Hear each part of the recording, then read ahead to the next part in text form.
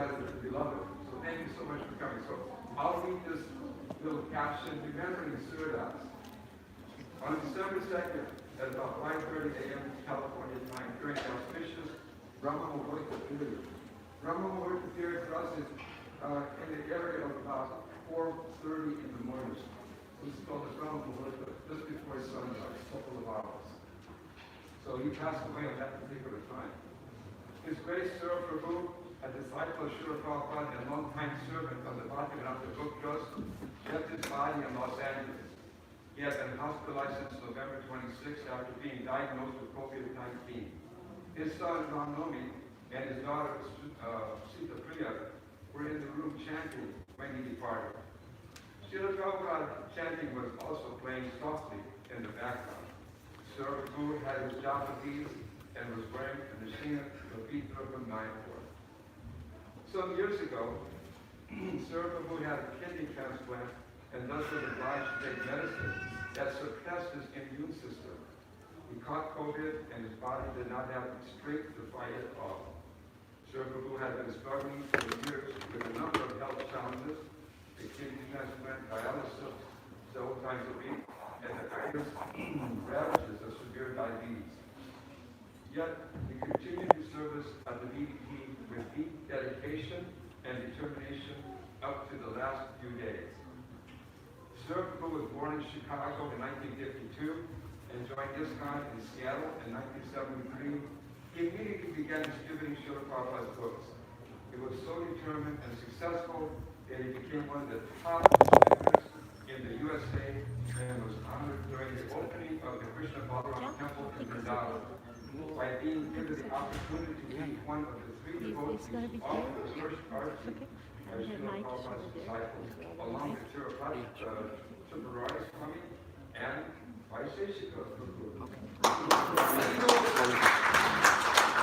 In 1979, Sura Prabhu became a president of the St. Louis Temple, and in 1988, he joined his old friend Srivas Prabhu in Los Angeles to help manage the North American offices of the BBT.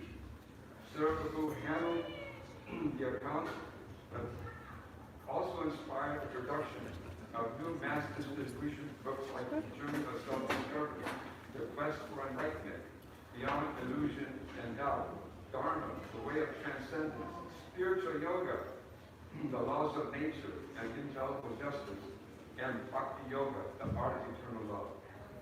Sura Prabhu was an accomplished kirtan leader and musician.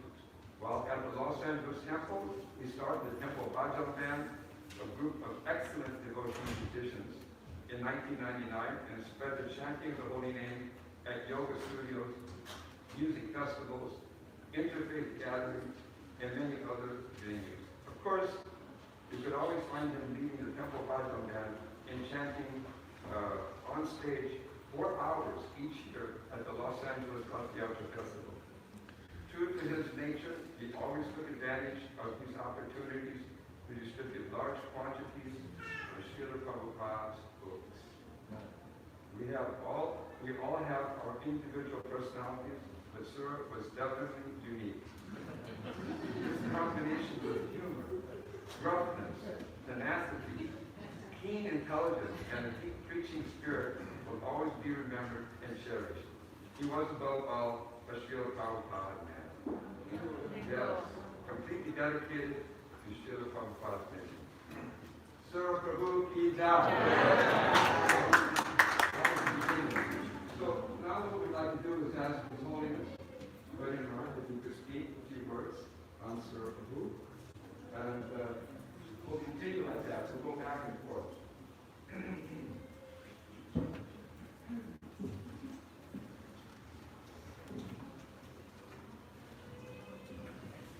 What I want to do is,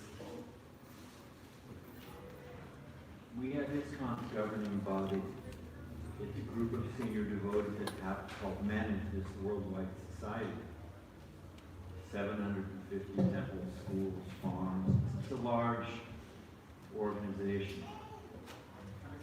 And we have a conference, an email conference that we send stuff back and forth. And I put out an announcement that Sura had passed away. And I shouldn't have been, but I was surprised to see the number of devotees, senior members of ISKCON from around the globe, who were deeply moved by their friendship and experiences with Sura Prabhu. So rather than me speaking whatever little something I can say, I thought that I would read some of those offerings by senior devotees around the world. And some of them are irreverent. In other words, they're just like when Pavas read that Sura was unique, and everybody laughed. I mean, there was only one Sura, you know. So I thought these were sweet vignettes or little scenes into the different aspects of Sura's character that give us a sense, a feeling of the man. And one last thing before I'll just read a few of these because I know so many people want to speak. But, people say inappropriately, they say, oh, well, you'll get over it, or how long does it take, he's moved on. And the fact of the matter is we don't want to move on. The Prabhupada said, the founder of the Hare Krishna movement, he said that after all, we are not those stones. He was talking about the devotee had passed away. And the devotee said, I know the philosophy, but still I'm feeling sad. And the Prabhupada said that we're not those stones. So if someone leaves this world and we miss them, and we remember them daily, that is a very good thing. That is a proper remembrance of a life well lived. That we feel that absence and we remember that person. So there it is. And just to give a little fuel for remembrance, here's a couple pastimes or vignettes about Sura. This is from Anuttama Prabhu, who is a member of our governing body. He's in charge of our communications division. So there's a whole lot of senior service. Here's what he says. Sura Das was a one-of-a-kind Vaishnava. Funny, hard-working, gruff, lovable, and totally dedicated to Srila Prabhupada and the distribution of his books. For years, he and I attended the American Academy of Religions conference together in various cities across the USA. I was there in my communication service, dressed in a dhoti, attending academic sessions and all of that. Sura was there too, often standing for 12 hours plus for 5 days in a row at the BBT books booth within the exhibition hall. Sura always looked like an LA businessman, representing, as he was, an important... Hey, if you don't mind. Tell me when you're done. Thank you. Out of respect. Sura always looked like an LA businessman, representing, as he was, an important publishing firm. Being the transcendentalist that he was, Sura also seemed to wear the same ruffled suit jacket every day, perhaps every year, because he wasn't into being polished. He was an unpolished gem, not fancy, but salted to the core. He was there to wholeheartedly present his Guru Maharaj's mission and his Guru's books. Often we would share a ride and meals and even the same room at the local temple. He was one of the loudest snorers I've ever been blessed to share a room with. He would always arrange in advance that the temple, arrange with the temple for sweets to be available at the BBT booth for people passing by. Scholars would come back year after year for new books, and more often than not, for some of those wonderful sweets. So many people knew Sura. With his gruff yet likable nature, he made friends with people all around his booth, and he would kid around with many of the scholars he'd known for years. It's a shock to me to lose his association. He seemed to be one of those people who would always be here, a permanent fixture in our Sangha. Always a member of ISKCON, always being his authentic self in full devotion to Srila Prabhupada. I'm sure that Sura Das, who like all of us had his share of blemishes, has gone to be with Srila Prabhupada and Krishna. I'm no seer, but my heart tells me that if Sura Prabhu is not with the Lord and Master now, I don't know if many, if any of us, would make that cut. And I just have two more, and they're short, but I think they're sweet. This is from Sesha Prabhu. Sesha Prabhu was our Minister of Education and a member of our governing body, and just, anyway, it's short. Yes, Sura Prabhu ki jai. All glories to Srila Prabhupada. Practically speaking, Sura and I are two very different kinds of people. Yet we shared a love and dedication for Srila Prabhupada's BBT, and thus in the 80s, we both uprooted our services and our families and moved to LA to serve together in managing the North American BBT. Actually, I think my soft touch played together with a no-nonsense approach of Sura Prabhu. He brought dedication and inclusiveness to book distribution in North America. Sura not only worked hard to increase book distribution, but made sure that the temples kept up with their payments to the BBT from falling behind. Some may reminisce about the tough aspects of dealing with Sura, but I would be remiss to not mention his jovial nature that I saw working in him. One of the stories he was fond of telling involved the many telephone calls we shared in doing our service at the BBT. Sura called my home, and my 3-year-old daughter answered with Hare Krishna. Sura's comical side came out, and he spoke in a thick Indian accent to disguise his voice and his identity, something he'd never done before. Sura would laugh when he told how his joke didn't work, as the next thing he heard my daughter say was, "Daddy, it's just Sura on the phone." Sura would say, "How did she know?" and laugh. And just one more. This is from Niranjana Swami. Anyone knows him is to love him. He's a senior member of our society and a member of our governing body, and he's in the Ukraine and just so many far-out places. So Niranjana Swami, and this is not too long. I'm taking this hard. I have so many fond memories of Sura Prabhu. As Archita Prabhu says, he was unique, one of a kind, but he was such a Prabhupada BBT lover. In the early 1980s, when Sura Prabhu was working in the BBT office, I would regularly visit the BBT office from Boston. If someone took an interest of any kind in distributing Srila Prabhupada's books, Sura was there for you. At least that was my experience. I was a BBT officer at the time and was asked to fly into Los Angeles a few times a year to discuss BBT strategies. Sura would arrange my airport pickup, he would arrange my accommodations, he would arrange everything for me. My experience was that Sura ate, slept, dreamed, lived, everything BBT. It was all he could think of. The first time I met Sura was in the St. Louis airport in 1975.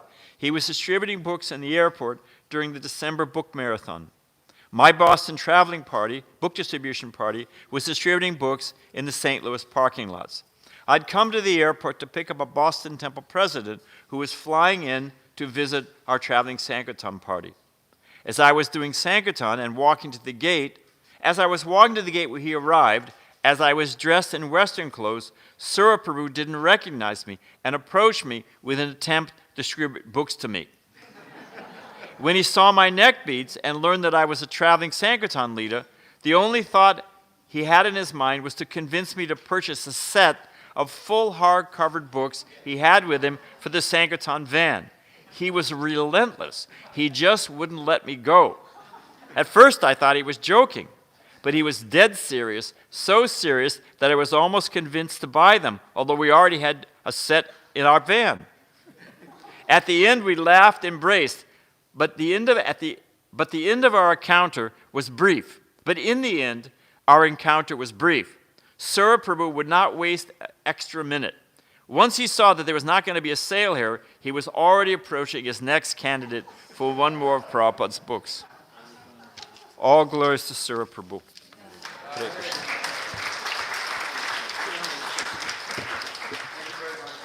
Hare Krishna. So next, we want to ask Ram Nomi, who's the son of Sura Prabhu. Yes, you can just come here. He'd like to read a little something to all of you about his father.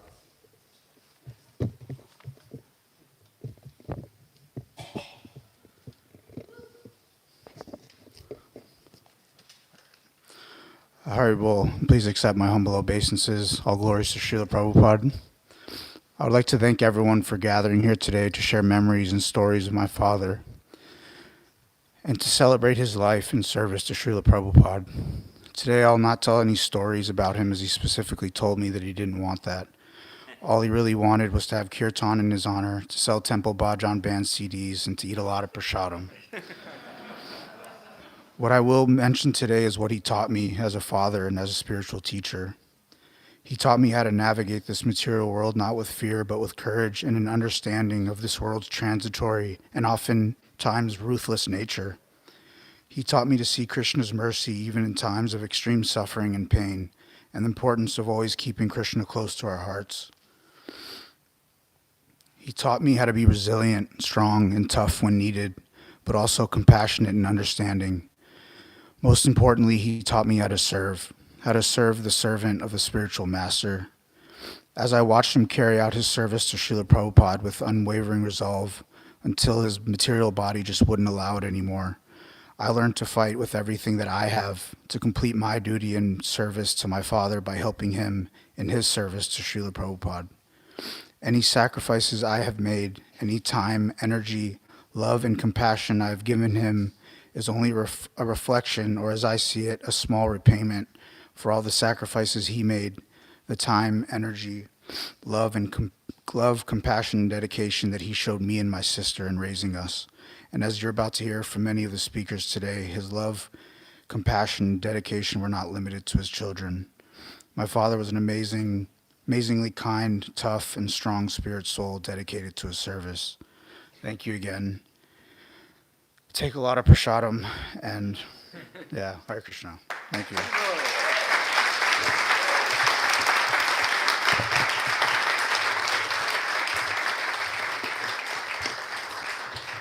next we'd like to ask Vaisheshika Prabhu if he could kindly say some words about Sura Prabhu.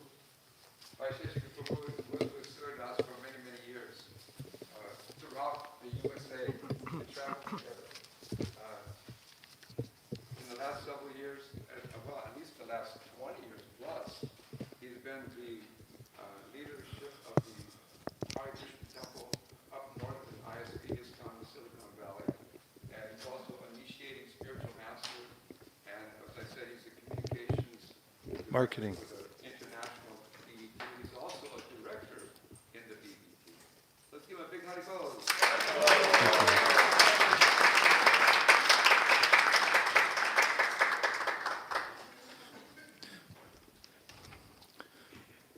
First, I offer my condolences to Ram Nomi Prabhu and Sita Priya. I know how proud your father was of you, amazingly proud. And hearing your offering is proof of why he was proud of you. Amazing, thank you. And to all of you who've come here today, my respectful obeisances. And thank you for being here. It's so important to have these meetings to get closure. In the Bhagavatam, Krishna met with Yudhishthira, who was disconsolate after Kurukshetra battle, and all the relatives to perform last rites and hear about the glories of the various relatives who had passed. And it's a very important process for mending the heart. Although, as His Holiness Badrinarayan Maharaj pointed out, not only won't our hearts completely mend, nor do we want them to. As Maharaj also mentioned, lots of people want to say things. And as I was leaving my home in San Francisco this morning, I got 2 emails from devotees who said, please, could you read my offering? One of them was from His Holiness Radhanath Swami. and the other one was from Jagannath Swami Das. So they're very short. I'm going to read those, and then I'm going to read what I wrote for my dear, dear friend, Sura Prabhu. This is from Jagannath Swami, who wrote, I was very sad about Sura's passing. At the same time, I'm sure that he is in a better place now.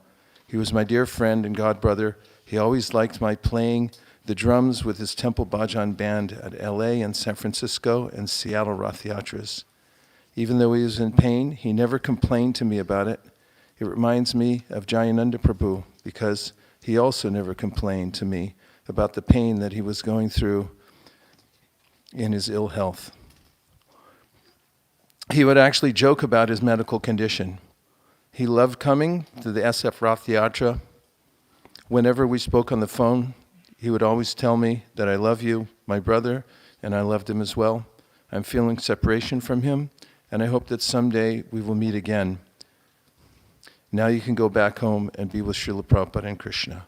All glories to His grace, Sura Prabhu, yours in service, Jagannath Swami. Hare Krishna. And this one is from His Holiness Radhanath Swami. To Sura Prabhu's respected family and to all the devotees of the New Dwarka community, please accept my respectful obeisances. All glories to Srila Prabhupada. I bow my head and offer my heart millions of times in obeisance to His grace, Sura Das Prabhu. Sura Prabhu personifies love, faith, and dedication to His divine grace, A.C. Bhaktivedanta Swami Prabhupada. His life was dedicated for the single purpose of serving the Bhaktivedanta Book Trust and performing Nam Sankirtan. I am humbled by his vibrant, unflinching faith. At the core of his down-to-earth way of expressing himself is the kind, gracious heart of a Vaishnava surrendered to the will of Srila Prabhupada and our Parampara. The loss of his physical association is breaking my heart. Yet today, his spiritual presence is with us more prominently than ever before. I believe many of us feel this way. Sura Das Prabhu, I offer you my respectful gratitude, my sincere gratitude, and I pray that you may bless me. While you sit at Srila Prabhupada's lotus feet, I pray that you bless all of us today who have come to honor your life of devotion. Srila Prabhupada has brought us together in the service of Radha Govinda and in Srila Prabhupada's divine grace. We will remain together forever in the service of Radha Govinda. With gratitude, your servant, Radhanath Swami.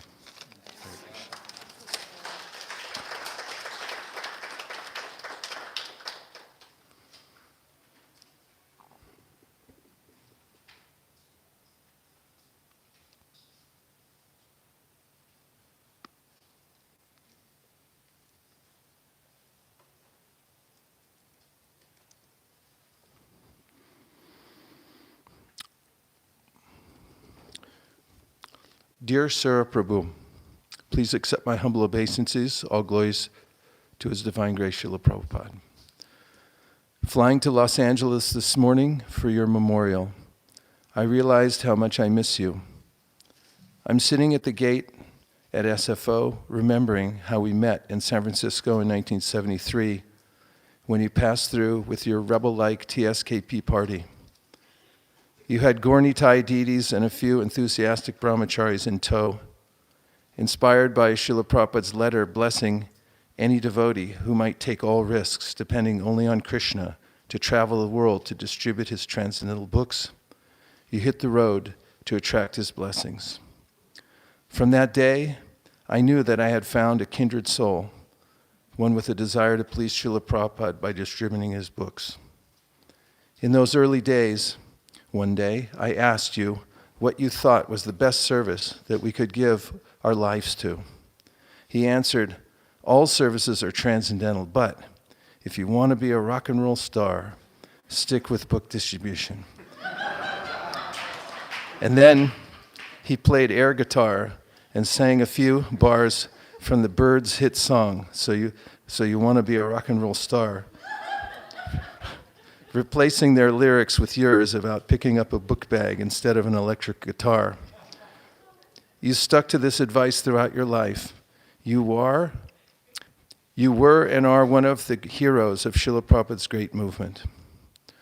Some sweet memories.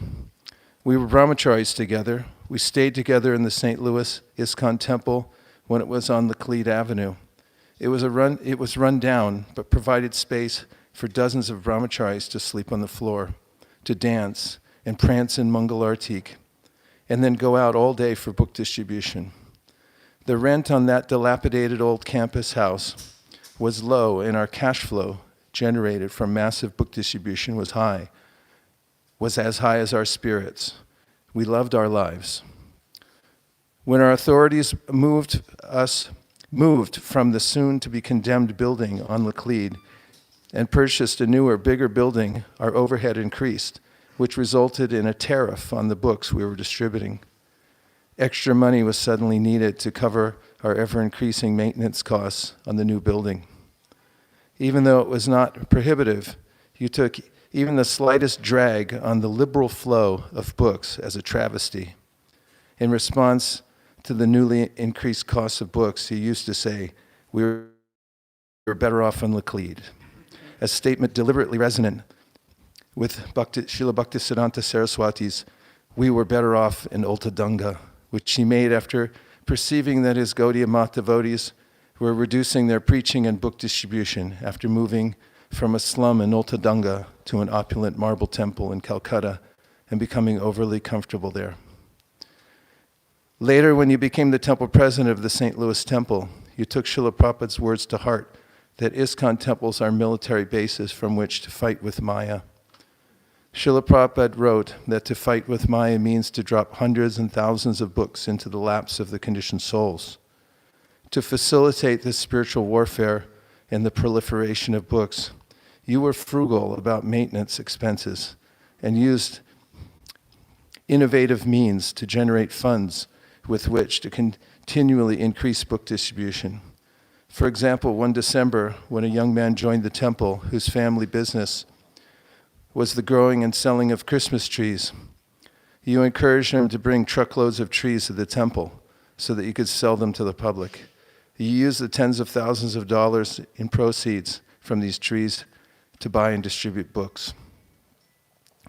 In our formative years together in ISKCON, I benefited from your exuberance for reading Srila Prabhupada's books, listening to his classes, and memorizing shlokas. Pre-Vedavase, computer, or cell phone, you assembled your own Prabhupada's shloka book and memorized his favorite verses by repeating them daily and using them in your classes. From our times at O'Hare Airport together, I remember your stamina. When you developed excruciating foot pain after standing all day on O'Hare's hard floors, you refused to be left behind and continued your book distribution from a wheelchair. From our earlier days, during our times in Atlanta together, I remember your penchant for transcendental competition. As you and I were guests in the Atlanta temple, we had to defer to the local distributors on Saturday mornings, allowing them to go out to the airport before us for a head start in the competition for the most books distributed. You would nudge me near the end of Mangalartik as the Atlanta book distributor's car pulled out of the temple driveway. Through the temple window, we could see their tailgates moving away. Until our turn to leave for the airport came, you were like a high-strung racehorse, held back at the opening gate, ready to burst onto the track when the bell would ring and the gates open. From our later years, I will always remember your tenacity from your stage performance at the Los Angeles Rath Yatra. One such performance, however, epitomizes you, my dear godbrother. It was perhaps 2018, and I may be wrong about the year.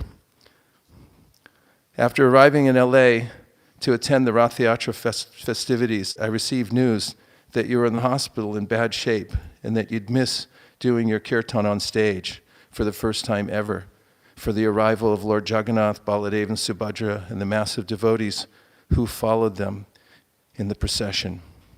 I was disappointed to hear this. However, when I arrived at the main stage at Venice Beach, you were there, absorbed as usual in kirtan with your temple kirtan band. Your energy was the same as ever. Only your countenance was different.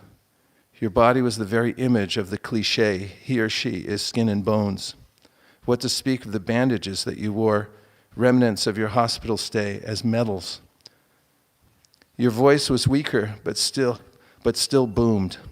Your eyes were exuberant, portraying your sense of victory over the onslaught of physical ailments that had recently assailed you. I thought, that's our Sura. Just as always, he never gives up. To celebrate with you during that kirtan, I danced with abandon in the audience, uplifted by your stoic but blissful posture. Sura Prabhu, I feel fortunate to have roomed together in many places with you. At Mayapur, a room with a dirt floor in St. Louis and Chicago, we were oddly matched. You liked loud noise, the loud noise of a fan going all night long. I like silence. You were the quickest one in the ashram, in and out of the shower room, and the first ready for Mangalartik. I was slower than you, and often accused you in jest of having barely touched the water in the shower. You were frugal about money, I was not.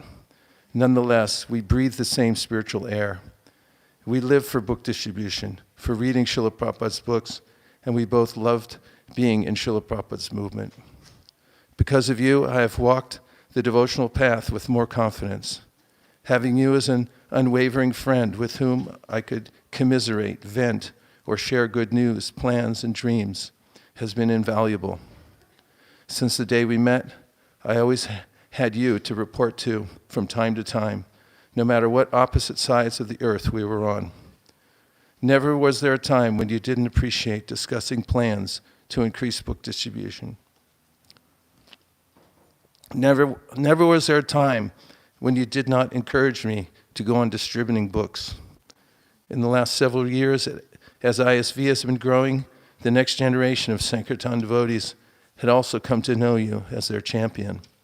When putting together ISV's final annual contribution to the BBT, our leaders always relished telling you the dollar amount, knowing the reciprocation and encouragement that they would get from you would make all their past years' austerities worthwhile. Ramananda Roy tells Chaitanya Mahaprabhu that the only true suffering is separation from the Vaishnav. I'm realizing that statement at this very moment. Even as my plane is descending to LAX, I'm missing you. New Dwarka will never be the same for me without you. The world will never be the same. I'll miss your greeting, hey Vaish. I'll miss your jokes, your innovative songs, your bhajans and kirtans. But I always carry within my heart a treasury of memories of our time together in this life in Srila Prabhupada's service. But most of all, I will remember your unalloyed loyalty to Srila Prabhupada, and I will try, as usual, to follow you. Hare Krishna.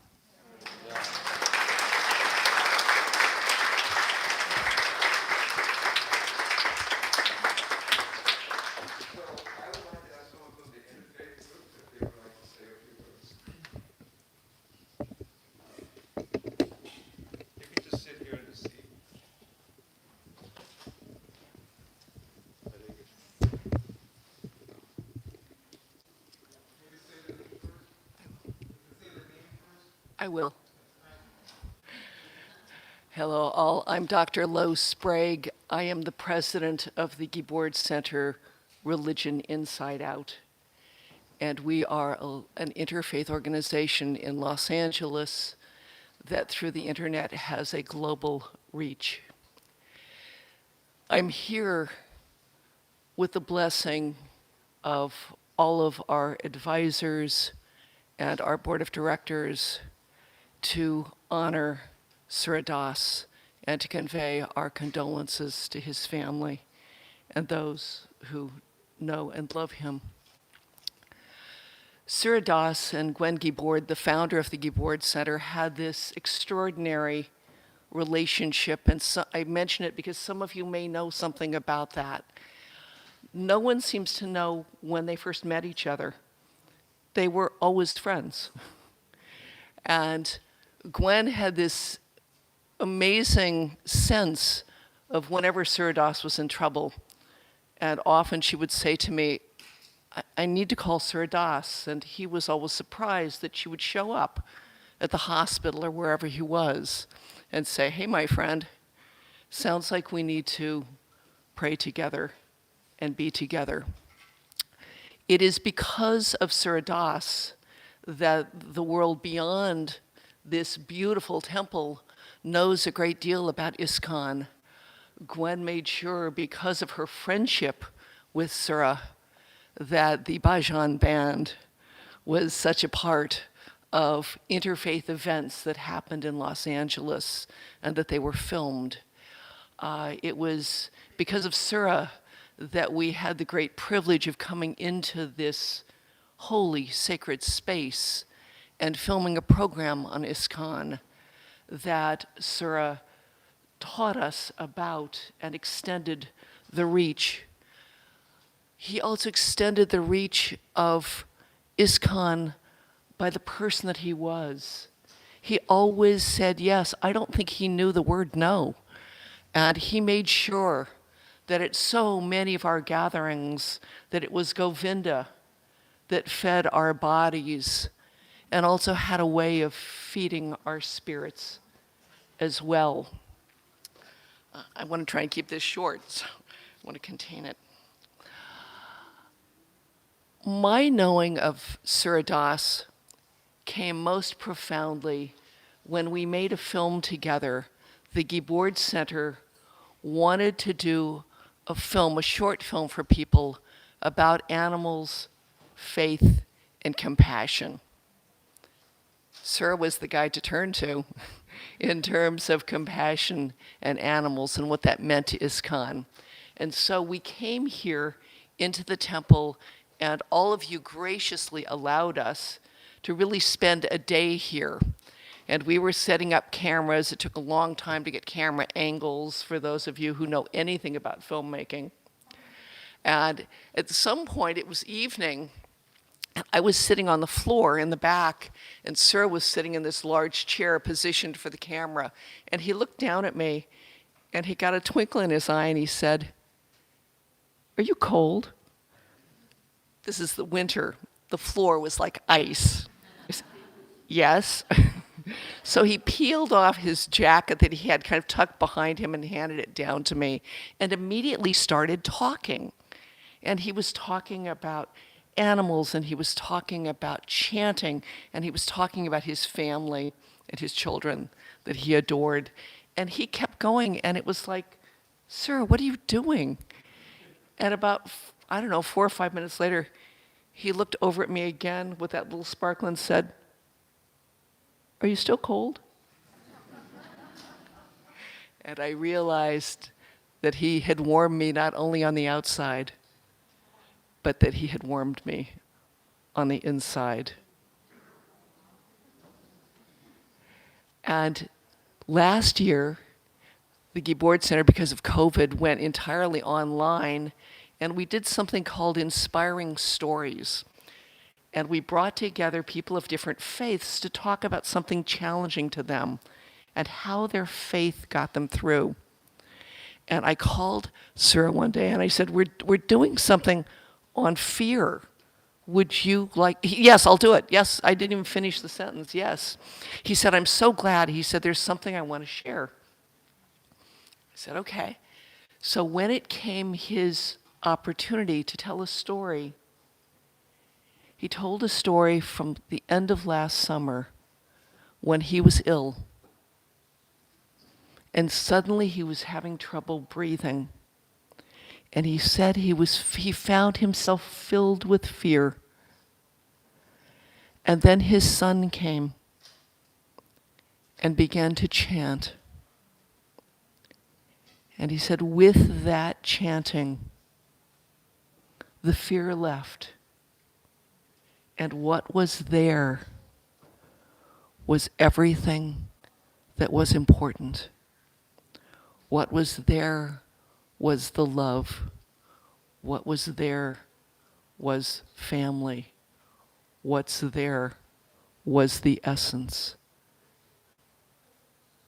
And I commend to you that story on our website, seen all over the world, where Sura Das made sure that not only did he give us his blessings when he was here in his physical form, but that he gave us his blessings to comfort us and guide us and remember across all faiths and all boundaries, because in that place we're one. So I thank you all for sharing him with us. And I want you to know that because of him, a ripple has gone out across the world. And we remember him and revisit him in faith and in love. If Sura was anything, he was joy. And we carry that joy together. Thank you. God bless you.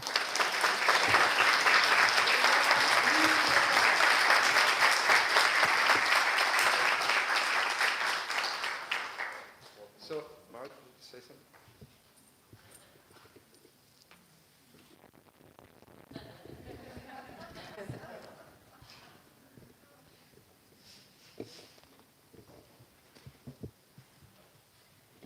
Hare Krishna.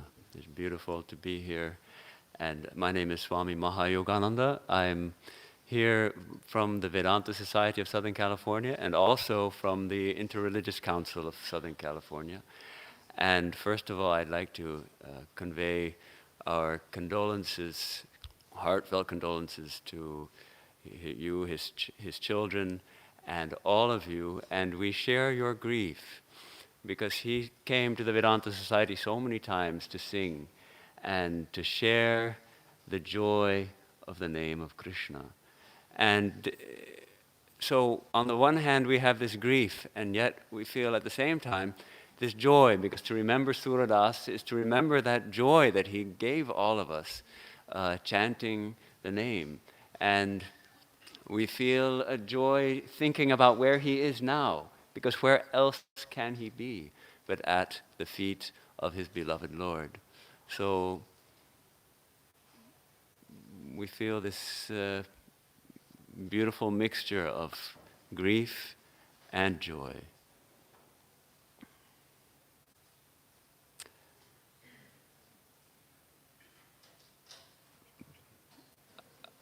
One of the story that Sura Das told us that made the biggest mark on my mind, revealing his character, was, and probably most of you have heard it, so forgive me if I tell it incorrectly, but when he faced death fearlessly, the previous time, before he actually left this world, he almost left it, maybe it was a couple of years ago, and he, as I recall, he told us how he was bleeding out inside. He had some internal bleeding, and he collapsed on the floor. And he was so weak he couldn't move, and he had nothing with him, no phone, no nothing. And so he just lay there, getting ready to die. And he told the Lord, "Lord, I'm ready, come get me." And then because he was bleeding inside, he got very cold, and he could somehow reach out and grab the corner of his blanket on his bed, and he gave it a tug, and his cell phone was on the bed and landed. And he held it, and the way he told us, he said, "I looked at that phone for a minute and I thought, well, Lord, am I coming to you now, or am I supposed to call this?" So he says, then I decided to call 911. So he called 911, and his life was saved, and he was with us for a couple more years to spread the joy. Did you hear the phone go off right when you I didn't hear it. Beautiful. So that fearlessness, that utter fearlessness with which he faced death, I think comes from the chanting, from the rock-solid faith that he had in Sri Krishna and his Guru, and really is an inspiration for all of us, all spiritual seekers. And he touched people not only in this community, but also in our Vedanta Society community, and also on the Interreligious Council. All of us at the Interreligious Council of Southern California felt really brokenhearted to hear of his sudden departure, and yet we really treasure having known him. So I express again our regards, and finally I would like to just tell Sura Das directly, thank you, brother, for sharing the joy of singing Sri Krishna's name with all of us. Thank you for being a model devotee. Thank you for showing us how to live a spiritual life, how to live a life of devotion, which is a combination of battle and always joy and fun. And I'd like to close by reading a little poem from Swami Vivekananda, written for his disciple, which is appropriate for you too, Sura Das. Speed forth, O soul, upon thy star-strewn path. Speed, blissful one, where thought is ever free, where time and space no longer mist the view. Eternal peace and blessings be with thee. Thy service true, complete thy sacrifice. Thy home the heart of love transcendent find. Remembrance sweet that kills all space and time. Like altar roses, fill thy place behind. Thy bonds are broke, thy quest in bliss is found, and one with that which comes as death and life. Thou helpful one, unselfish error on earth. Ahead, still help with love this world of strife. Hare Krishna, Hare Bol. So, we'd like to come back over here, and we'd like to ask Dravida Prabhu if he could speak kindly.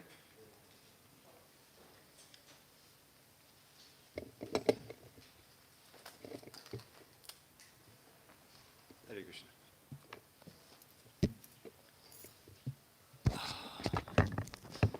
Vansha kalpatarubhyascha kripa sindhubhyevacha patitanam pavanebhyo vaishnavebhyo namo namaha. It's directed toward all the assembled Vaishnavas and of course to Sura Prabhu, my old friend, and condolences to Nomi and Sita Priya.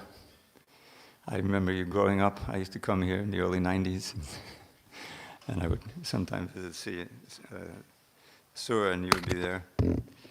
I'd like to first of all recount a little bit of my association with Sura Prabhu. I first met him in '89 when I came to San Diego and began working directly with the office here in LA. Sura had been here about a year, and we both shared a wonderful love for Srila Prabhupada's shlokas, for his books. Of course, I was in book production, he's in book distribution. And he was always nudging me, if you want to say, to help produce some new books, new Prabhupada books for distribution.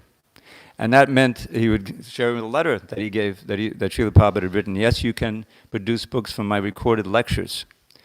And so the journey of self-discovery was already in production, but Sura was moving it along. He was always calling me in my San Diego offices and moving it. And over the years, he inspired the production of various books. The Quest for Enlightenment was his idea.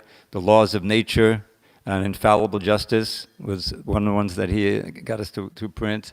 The philosophy book Beyond Illusion and Doubt, which Srila Prabhupada really wanted, those conversations. We finally produced a book. And there were some others, and the one that was most memorable was Bhakti Yoga, the Art of Eternal Love. Sura always wanted, these are based on the lectures Srila Prabhupada gave in Nectar of Devotion. I think it was 1970 on his first trip to India with American disciples. And Sura was always hoping that we could make something out of those lectures. And so I made that. It was a small book, but it was distributed for many years. So that was our official side with the BBT. I was in production. He was, of course, working with the accounts and always distributing. And then in 1999, I think it was, he founded this, the Temple Bhajan band. And I accompanied him to one of the first venues, the yoga studios, and I was part of the band. And some of you may remember I made a few cuts that he included on the CDs. But so we were always simpatico, to say the least, and in service to Srila Prabhupada's book production and book distribution.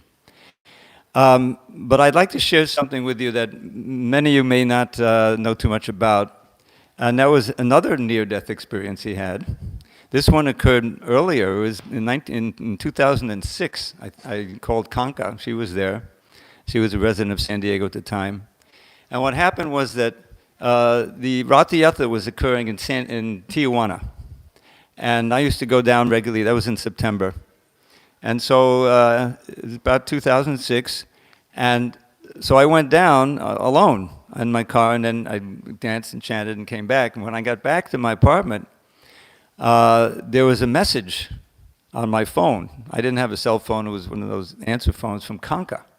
And she was very anxious, and she said, Javita, you got to get down to the hospital here in Coronado. It looks like Sura may be leaving his body.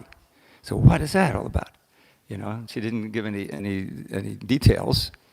So I rushed down there, and I was able to come into the room, and I found the hospital.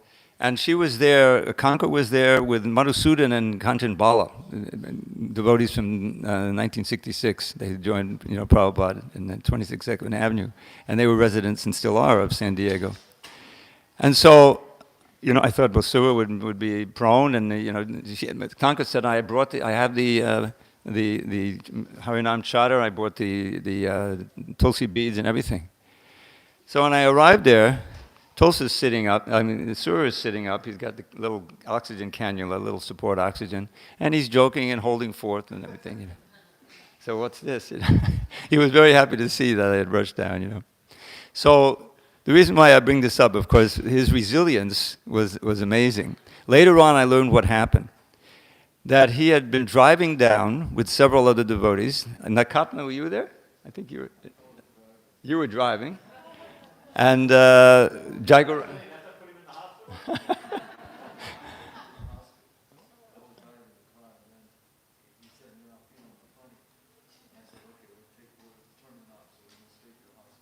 I see, okay, so you can explain more details. And was it Jagaranga was also in the car? I think there was another devotee in the car with you. Anyway, I didn't know about them, so I learned later that he had this crisis, some health crisis on the way. He had to pull over. And then he wanted to get back on the road and keep going, and the police said, no, wait, you're going to the hospital, something like that, and he ended up. So when I arrived, as I said, he was sitting up, and we were, he was holding forth and joking, and so I said, Sura, why don't we chant this ashtaka that they liked, 8 verses about the holy name, called the Keval Ashtaka. Some of you may be familiar with it. And I had memorized that. Whenever we met, we would chant this together. And I put it into a little poem, which he also liked. So there we were in the hospital. And before we did, I repositioned myself a little, and I happened to, by accident, pull his cannula out. I said, what, are you trying to kill me? And later on, years later, this was maybe a few years ago, I happened to be in New Dwarka. He was giving class. And after, he said, you see that Dravid over there? He tried to kill me one time. You see that? This is Sura. Anyway, so we sang this thing right in the hospital room, and I'd like to share it with you because you have to visualize. He's chanting singing the Sanskrit verses, and then I would do the English. And so, if you'll allow me, I'll just share this with you. So, Madaram Madarebhyopi Mangalepyopi Mangalam Bhavanam Bhavanebhyopi Hare Nama Kevalam. Of sweet things, it's the sweetest you will taste at any time. Of things that bring good fortune, it's the perfect paradigm. Of things that purify, it purifies most powerfully. The holy name of Shri Hari is surely all that be. And you can just think, Sura was so dedicated to spreading the holy name and Srila Prabhupada's books. These are his two passions, so he loved this. Abrahmastamba paryamtam sarvam maya mayam jagat. Sorry. Satyam satyam punak satyam hare namaiva kevalam. From Brahma's realm atop the sky down to the lowly grass, illusion reigns in Maya Devi's treacherous morass. The truth, the only truth, the name of Shri Hari, the holy name of Shri Hari is surely all that be. Sogadu sapita chapi samata bandhavopisa shikchiyeche sadasmartam harir namaiva kevalam. He's the guru, he's the father, he's the friend most true. And she's the real mother who most kindly teaches you to always chant and hear the holy name of Shri Hari. The holy name of Shri Hari is surely all that be. Nikshvase nahi vishvaso kadaradho bhavishyati kirtaniya mata balyad hare namaiva kevalam. Remember that our final breath may come at any time, no matter if we're old and sick or in our youthful prime. So young and old alike should chant the name incessantly. The holy name of Shri Hari is surely all that be. Hari sadavase tatra yatra bhagavatajana kirtaniya gayanti bhakti bhavena hare namaiva kevalam. Lord Shri Hari forever dwells wherever devotees whose hearts are fixed on him and free of all impurities uplift their voices high and sing his name in ecstasy. The holy name of Shri Hari is surely all that be. Now this next verse was Krishna's favorite. Was Sura's favorite. Aho dukkam maha dukkam dukkha dukkataram yata kachatam vismatam ratna hare namaiva kevalam. Alas, what sorrow, what great pain, the worst calamity for people to forget the holy name of Shri Hari. Although the name's a priceless gem, mere broken glass they see. The holy name of Shri Hari is surely all that be. Diyatam diyatam karno, niyatam niyatam vachaha, giyatam giyatam nityam, hare namaiva kevalam. Just fill your ears, just fill them with the name of Shri Hari. Just chant the name with all sincerity. Just sing the name, just sing the holy name eternally. The holy name of Shri Hari is surely all that be. This perfectly fits Sura, doesn't it? Spreading the name and singing the name eternally. And finally, Trinitya jagat savam rajati sakalopadi chidanandamaham shuddham hare namaiva kevalam. It makes this world appear like bits of straw upon the ground. Resplendently it reigns supreme divinity and sound. It's filled with transcendental bliss and peerless purity. The holy name of Shri Hari is surely all that be. And I wrote one final verse. We didn't know who wrote this for many years. Remember, we thought it was anonymous. But the research was done recently, and they found it was associate of Bhaktivinoda Thakur, who he highly respected, named Sri Nilakanta Goswami. Inspired to glorify the holy name of Shri Hari, Sri Nilakanta wrote this hymn in Sanskrit poetry. I pray that those who read this lowly version made by me will chant the holy name of Shri Hari in ecstasy. So wherever Sura Prabhu is, at the lotus feet of Srila Prabhupada and Krishna, I hope he accepts my little offering. And always remember him as so much determined to spread Srila Prabhupada's books and serve him and to spread the holy name. All glory to Srila Prabhupada, all glory to Sura Prabhu. Hari Hari. So next, I would like Naikatma Prabhu to step forward, please, and say something about Sura Prabhu. Naikatma Prabhu is my brother. We've been serving together here in Los Angeles for many years. He's one of our administrators here, and he's the guy that's responsible for the properties that you see that we have. So, thank you.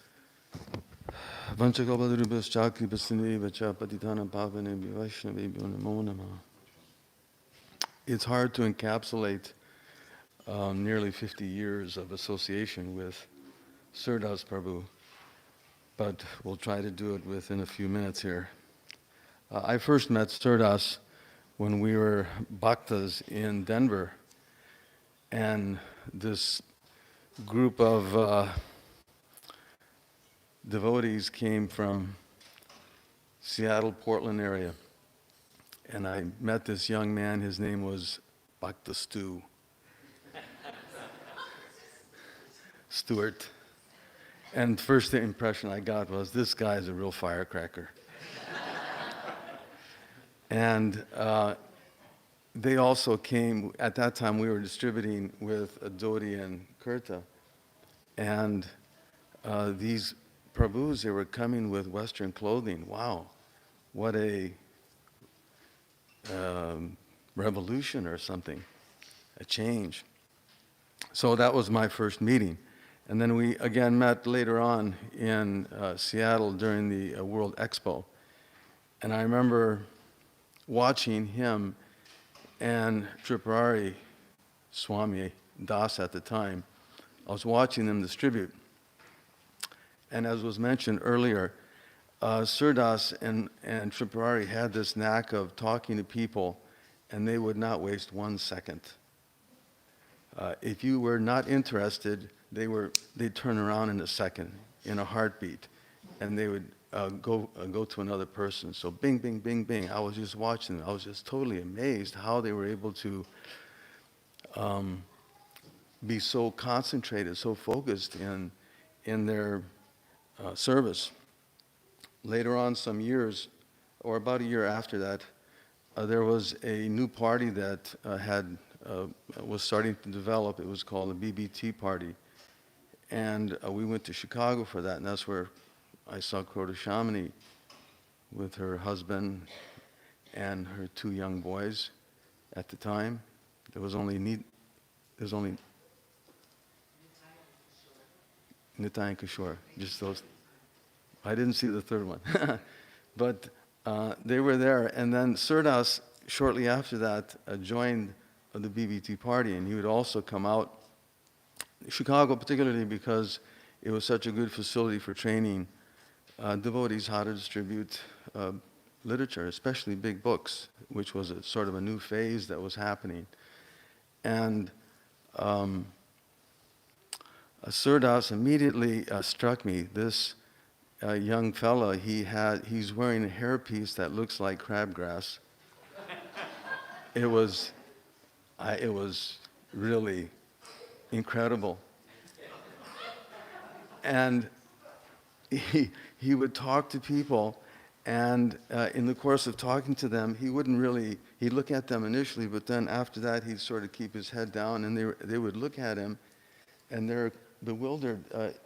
Is he wearing a wig? Or they were trying to figure it out, and then they would just walk away mystified after he gave them some literature. It was just such a wonderful, just incredible experience. Uncanny. It was just uncanny how he'd be able to approach, or he'd be in some obscure little corner someplace, talking to some nice person from Great Lakes, NAS, which was a naval station. And he'd be talking to some young guy, and before you know it, he'd walk away with a big stack of books. It was just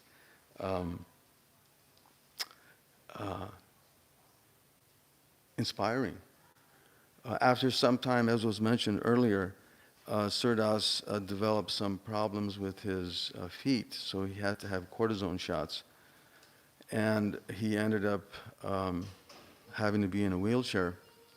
One day we were out there, and we had a couple friends, detectives out there at the airport in O'Hare.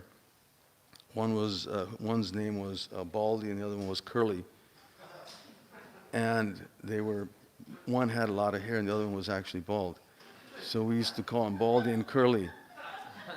And they did not like us. They especially didn't like Sura Das. And they would follow him around as he was in his wheelchair. And they'd just harass him to no end. And finally, Baldy told him, get up, you're faking it. And Sura Das said, no, this is a very legitimate. So as he's talking to somebody with, distributing some literature, Curly comes up behind him and tips him over in his wheelchair. But Sura Das, he just stood up, sat in his chair, and then just continued distributing. it was just a wonderful sight to see how dedicated he was, how focused he was. And it was always a pleasure to walk in the airport and see him and another tall, skinny devotee. His name was Manasuda. Manasuda would be standing next to Sura Das, who was a short, little, stubby guy, and Manasuda's a big, tall boy. And they'd stand there at the top of the concourse, and they'd pick out people. I got this one, that one, like this. It was just, it was really an inspiration for me personally to see how he was so absorbed and dedicated in Srila Prabhupada's mission of distributing literature. And there were so many wonderful other devotees there who were all, we developed a very nice family atmosphere. Sri Ramaswamy was there at the time, and Tripurari, of course, and Dharma Pran, Ashiki Mahidi, Pratapana, Pragosh, Karna from Toronto. Just wonderful devotees who were, whose association inspired you to want to distribute Srila Prabhupada's books. And that was, so Chicago was a wonderful, wonderful experience as far as that goes. And shortly after that, the party had divided for various reasons. The Radha Damodar party had merged with the BBT party, and it divided itself. Tamal Krishna Maharaj went to China, and so many devotees went to different places, like New York and Hartford and Chicago, St. Louis. Sura Das went to St. Louis, and from that day on, he stayed there up until his coming here to Los Angeles in '88. So he was there for some 10, 15 years. And at some point, another group of young brahmacharis got together and started what was called the BBD party, the Bhaktivedanta Book Distributors. This was after the Radha Damodar party had broken up, so many went to New York, so many went to Chicago, so many went to Texas. But there was a core of devotees who still wanted to work closely with the BBT, and they started this BBD group. And their mission was to just focus on distributing Srila Prabhupada's books. And so they headquartered in St. Louis. And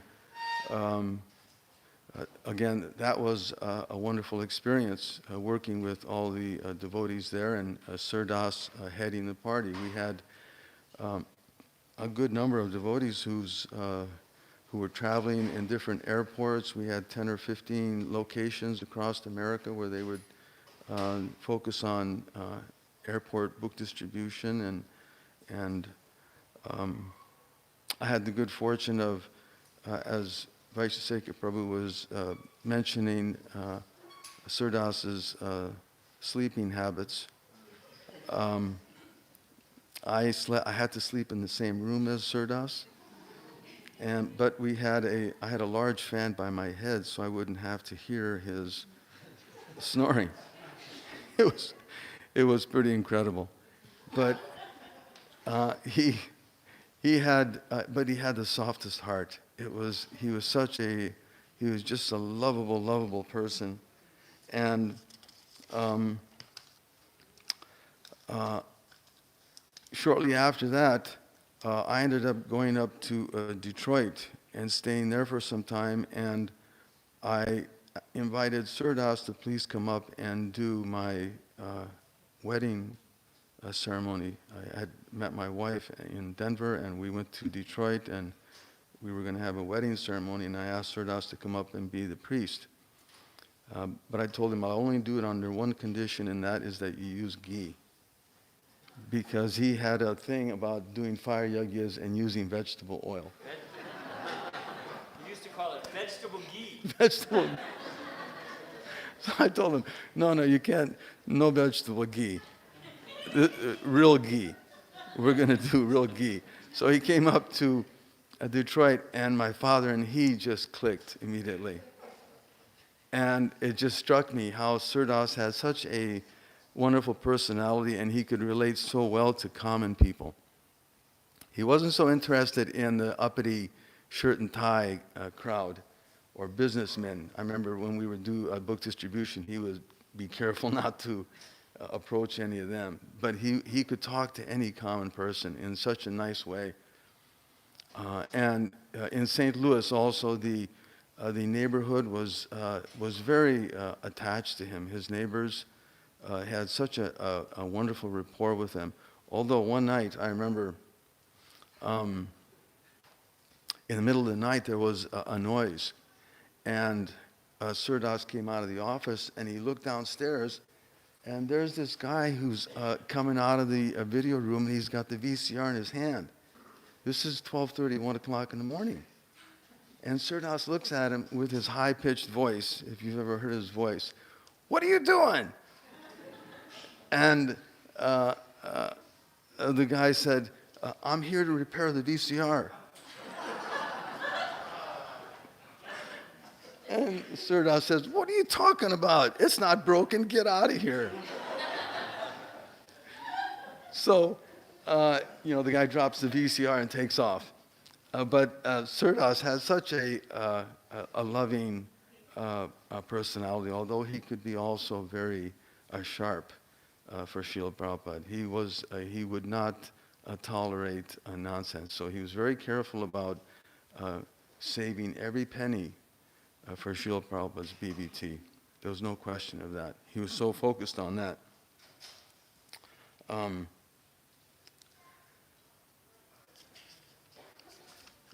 And I think that's why Srila Prabhupada, by some divine intervention, arranged for him to come out here to Los Angeles and work with the BBT, because he has such a focus in distributing Srila Prabhupada's books and doing everything for spreading Krishna consciousness. And I have to say, in all honesty, outside of my brother, Sura Das was truly my best friend. And we'll miss him dearly. Hare Krishna.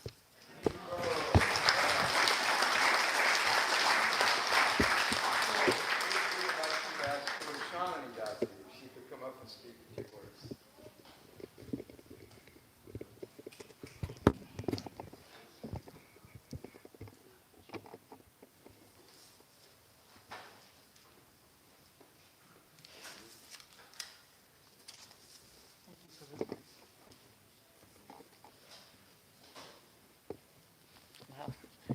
Well, everybody.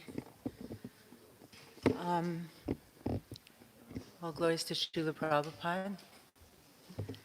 All glories to my dear friend, God brother, Sura Das, and Nomi and Sita. My condolences. I love you very much. I've known Sura since for over 40 years now, just like Naikama was saying. It was in Chicago. And my children and Sura's children grew up together here in New Dwarka. And, just known him even, what a great father he really was and still is. I want to start off with, of course, the Temple Bhajan Band, because there are a lot of, in the yoga communities, there were all these bhajan bands and kirtan bands coming together. And then we talked about it. He decided to create the Temple Bhajan Band. What a great name, It's dedicated to Rukmini Dwarkadish and this temple. And as soon as he started chanting and going out places, and he became immediately very, very loved by everyone and very popular, more so than so many of the other bands that were happening. He would travel maybe 4 or 5 hours to one evening to chant. Mahalakshmi and I were just speaking about that yesterday. He didn't care how far and how much it took, how many hours it took, or getting little cars, driving in a car for all those hours. He was so dedicated to chanting. He was dedicated unbelievable to Srila Prabhupada. Pagan is here in the memorial too. Hi, Pagan. And he had a yoga studio, and Sura would go to his studio. So when Sura passed, I received so many emails too from yoga students, yoga practitioners all over the United States. So he is one of a kind, like you said, Prabhu. And I just want to say, he was one of the steadiest people I even ever met. I've never seen anyone, go through life, no matter what was happening. He kept his demeanor, he kept his faith, he kept his chanting, because he was so dedicated to Srila Prabhupada. We talk about, there's a Sanskrit word called stira, steady, and it's very desired by any kind of yoga you're doing. Yoga practitioners, we try to, create that in ourselves and be steady. So he really was the personification of that to me. And he was like an older spiritual brother to me. Every time I would ask him any questions, philosophy, or what was going on, in the world, or he would, right straight from Srila Prabhupada's books, that was the answer, Srila Prabhupada's books. So I really have so much respect for him. And just like Baji was saying, we don't really move on. We think about him. He'll be with us forever. We're a family. I want to thank everybody for coming. And there was on Facebook, Dina Bandhu, I don't know if anybody saw it, he gave this little pastime of being with Sura on a train in India, going to Mayapur. So he said that he brought a book and to read, I think a Bhagavatam. He was going to bring this Bhagavatam so he can read it on the train. Out of the clear blue, Sura asked if he could borrow it. And he said, yeah, sure. But before he knew it, he had already sold it to a person on the train. That was like, when I read that, I just was like, that is so Sura. And he said, there you go. I didn't have a book anymore. Sura just took it from me. So, thank you, everybody. That's all I have to say. All glories to Sura. Glories to the Prabhupada. Thank you so much.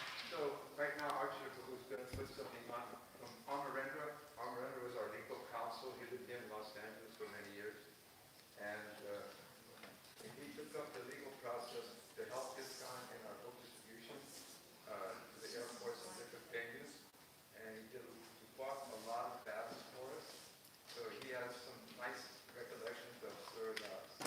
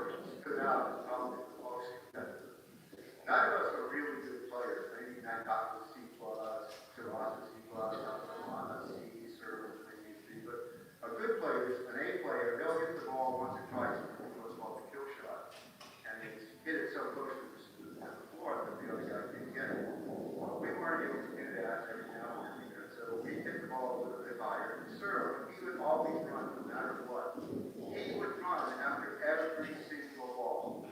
Whether it's all the way on the other side of the court or right at his feet, no matter what. Anybody could what was it? And after we finished playing, he's sweat, he gets red in the face and so forth. And the reason I bring that up, because after that, a few years later, he got diabetes. And here, this racquetball animal, this guy was so full of energy, like an animal on a racquetball court. He was doing so much service, he got this terrible disease. And I know something about diabetes. My father has it. And he had a number of other things too. But the thing he hated the most was the diabetes. It's a pernicious disease. And so fought it, and he never complained. When I was living in LA, I'd be going from my apartment over to the temple in Arctic or something, and I'd see Sir come down from the AD. Sometimes he was using a white heat shuffling, like a go over the head. And I say, Sir, how's it going? And Sir would just go, and he would give some witty comment, and he would just keep moving on out. He never complained. Sir never complained. So when I think of Sir, you know, there's I'm not sure if I can remember all of it, but the butcher, the prince, and the devotee. And the butcher, he should neither die nor live because what he is doing is so abominable. The prince, he should live but not die because he has such an opulent life with all the comforts. So when he dies, he's going to lose everything. But the devotee, it doesn't matter if he lives or dies because wherever he is, he will be serving you above. Sir had this body at the very end. It was just a shell of his former self, but that didn't matter to Sir. Because up until the very end, Sir was still serving the king. He was still serving the books. He was still serving the holy days with the temple father. He didn't stop. He never stopped, no matter how sick he was, no matter what he was going through. He kept on going. He kept on going. So sometimes, so he's a devotee. He should, you know, it doesn't matter if he lives or dies. But sometimes we say, okay, well, you have that body, better you go. Get rid of that body, get spiritual body. But he doesn't see it with Sura. He was already beyond his body. He was already pushing his body beyond what any ordinary person could do. So for him, whether he kept the same body or whether he got another body to see what sort of shoe, someone, it didn't matter. He did what he did, and he did it in the way that he did it. And we all know that. And I'm going to miss Sir very much. My son, Parma, and the two grandkids, Govika, and this time they're out there in the field somewhere chasing cows or something, snakes or something. But we're all very sad about Sir. We give our best regards to Nomi and Sita, and hopefully we'll see you soon under their circumstances. Very good.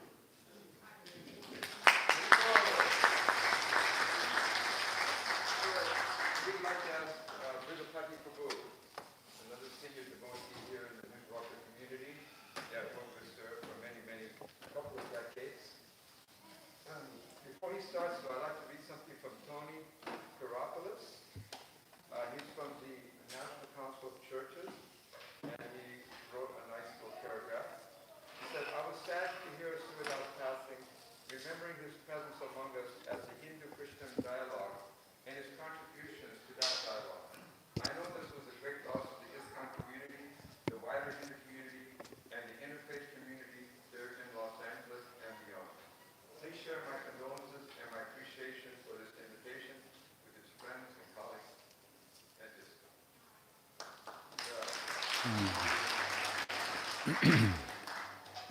Vanchakalpatarubhyascha kripasindhubhyevacha patitanam pavanebhyo vaishnavebhyo namo namaha.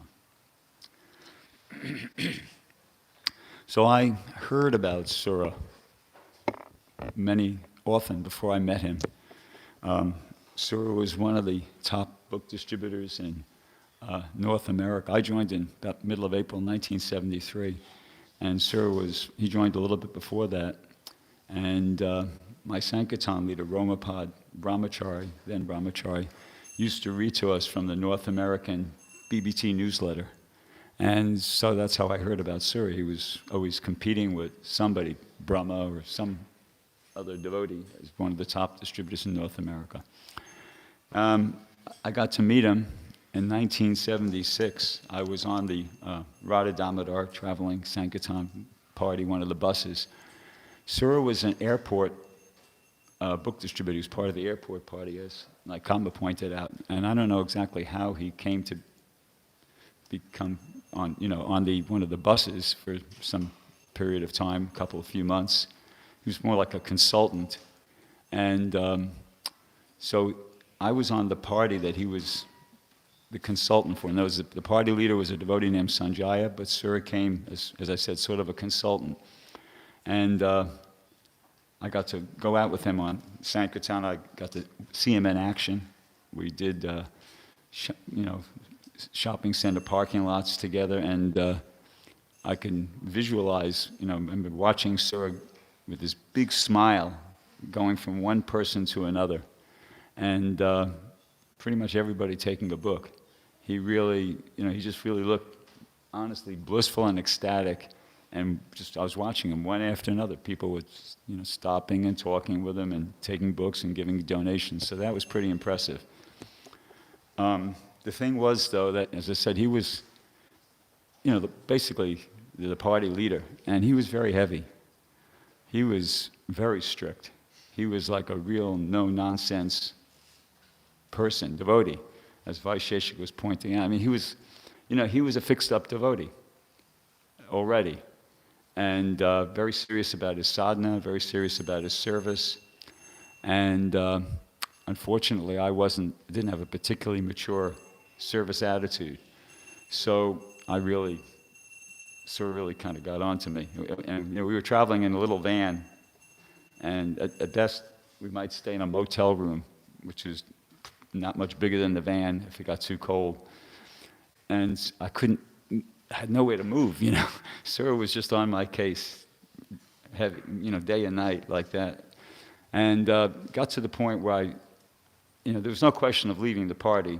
That I was like going AWOL, didn't do that. And there was no question of like retaliating in any way. Sura was senior, and he was a wrestler. Be honest, I had no place to go.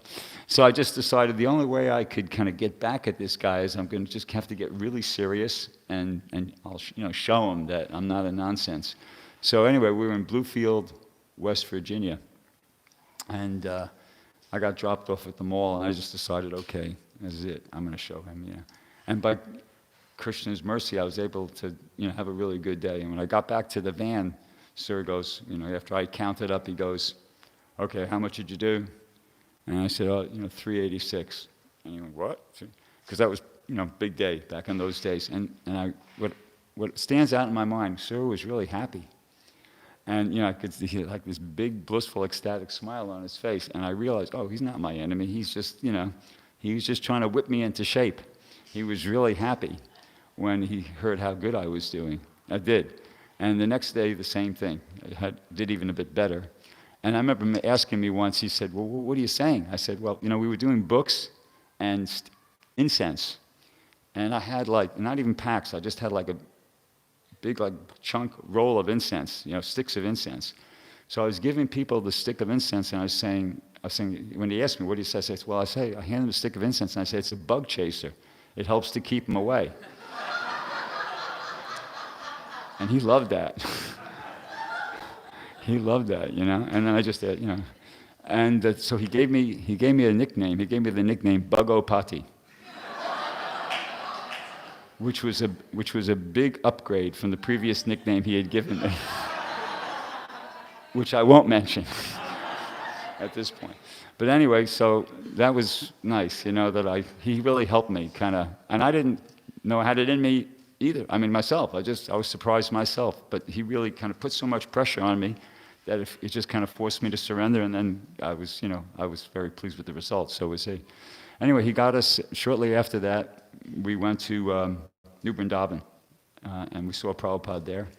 And he got us back to New York for the Rath Yatra in 1976. There was the first Rath Yatra in New York.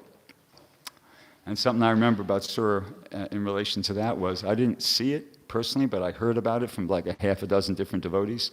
On the morning of the parade, the carts were down already at the parade, the beginning of the parade site. I think it was 59th and the southern part of Central Park. They were, already there. So they were quite a sight, the Rath Yatra carts. They were an attraction in and of themselves. And so devotees went down there and they were chanting. Sura went down there and he unloaded 75 Srimad Bhagavatams in like practically no time. This is, I heard this from several different devotees. He just took advantage of the situation because, there was a lot of people mulling around. So Sura went down there and he just kind of, distributed these Bhagavatams, and he got like a lot of, double the BBT. That was his thing. Everybody, back in those days. So everybody was really impressed by that. The word was out. Wow, that was amazing. When I got traded to Australia, Sir was very, encouraging. He gave me some pictures of the deities in the New York temple and kind of encouraged me. Said, "Don't worry, it's not the end of the world," and etc. And the next time I connected with Sura was actually in Mayapur in I think it was 79, 80. It was on the banks of the Ganges River. He was there with his men, his party. And I was just happened to be tagging along at that point. I was part of the Australian Yatra at that point. Anyway, what happened was a devotee named Banabhatta, godbrother of ours, challenged him to a wrestling match. And so Sura said, okay. And Banabhatta was, he's a pretty healthy, athletic sort of a guy. And so I was standing there and I was thinking to myself, well, this should be interesting because, Banabhatta looks pretty formidable. And anyway, so they started wrestling, and honestly, literally within a minute, Sura had him all tied up and pinned and everything. And, to the point where he kind of he had him and he was, he's smiling and he lifted up one arm, like to show that, look, and Banabhatta had to kind of I don't know if they had tapping out in those days, but he just said, okay, that's it, you win. So that was pretty impressive. Then the next time I connected with Sura was 1996 when I came here to Los Angeles. And I was kind of changing ashrams, and I started off as the Bhakta leader, but then wasn't really what I wanted to do, so I tried to become a book distributor again. I had been doing that previously. Anyway, it was Sura that helped me really kind of get established here in this community. And in plain and simple language, that means he was the one who talks Favas into giving me a chance to do it. And, I was really grateful for that. And he was my go-to guy, because we were distributing in the airport, and it was difficult. That was a challenging place, at least for me, to distribute.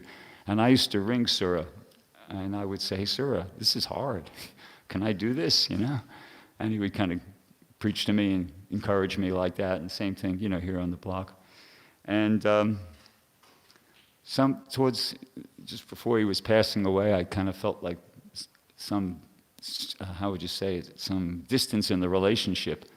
And I have, some idea as to why that might have been, but anyway, it's not worth mentioning. But by Krishna's mercy, he gave me the intelligence to do something to kind of turn it around, which was I received a book by Hari Sari called Back to Vrindavan, which is a description of Prabhupada's final pastimes in Vrindavan.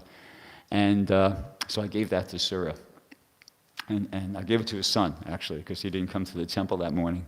And then I saw Nomi later on, and I said, so did your dad, did he like it? He said, oh, yeah. He said, as soon as he got it in his hands, he started reading it right away, And I thought, yeah, that sounded true to form, right? And then when I saw him later on, the next day, I said, so, Surya, did you finish that book? And he said, oh, no. He said, I'm savoring it. He said, I'm reading it slowly. I'm savoring it. Because I knew that, he was really absorbed. He really was very attached to Prabhupada, And I knew he would love that. And he told me that Hari Sari's books were actually his favorite because, they give very detailed, authentic descriptions of Prabhupada and what he did and what he was like. Like that's Sura really liked that. And I heard about, like all the other devotees here in New Dwarka, well, some of us anyway, we heard about Sura's passing away. It was Archita made an announcement at the end of the Bhagavatam class one morning. And kind of, it was pretty shocking. But then that morning as I was driving out to Sankirtan, this kind of thought came in my mind. It was like apparently like an image of a wire, of like a cable. And the cable is like, cable has like a rubber or a plastic coating, and inside the cable there's a lot of little wires. And the image came in my mind, and I just kind of understood what that meant. And my understanding was that, it's the wires that carry the juice. The wires are what carries the current or the electricity. The cable is just like a protective casing. So in the same way, the devotees are like the wire. It's the devotees that carry the bhakti. And, ISKCON, the buildings, the vehicles, that's the case. It's the case without the wires is really nothing. So it just, it occurred to me that, I understood what it meant, that Krishna was telling me, Sura was one of the wires for me. He connected me. He connected me to Prabhupada. He was one of those devotees that gave me Krishna consciousness. And I'll always remember him like that. Hare Krishna. Thank you.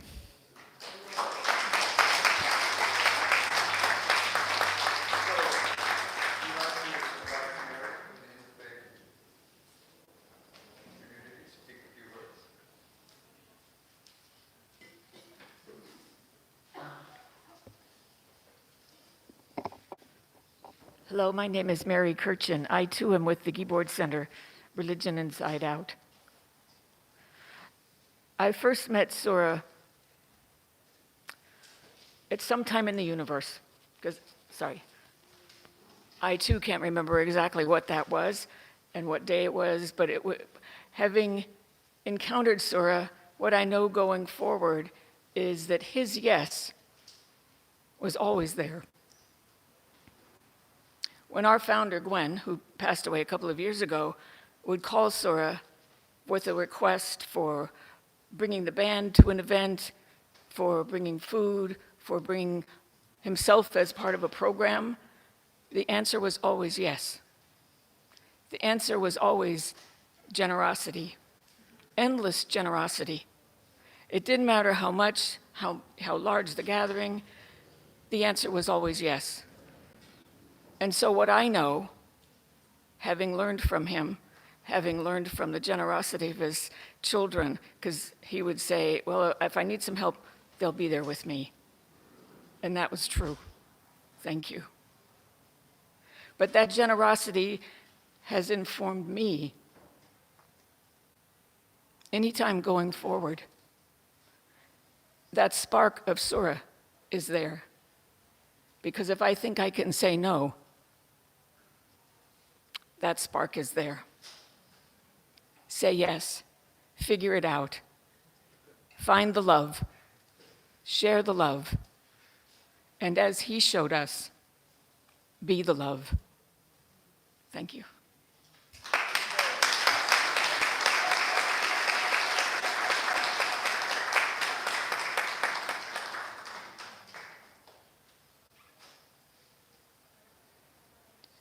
Hi, I'll make this quick because I'm sure Sura would want us to eat. Prasad. I'm Tara.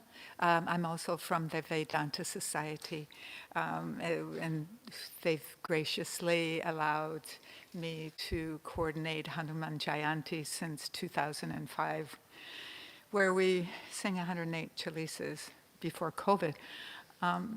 I fell in love. Bhakti broke open my heart. I think it was 2000. And I used to say back when I was a performer, I don't sing and dance, I just walk and talk. But Bhakti made me feel this drive to sing, so terrified. And I don't remember how I met Sura Das, but there I was in that sweet apartment of his, with him showing me how he was one of the carriers of the palanquin of Prabhupada, and he was so proud of it.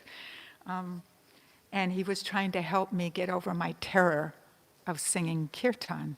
And he was showing me some melodies to play.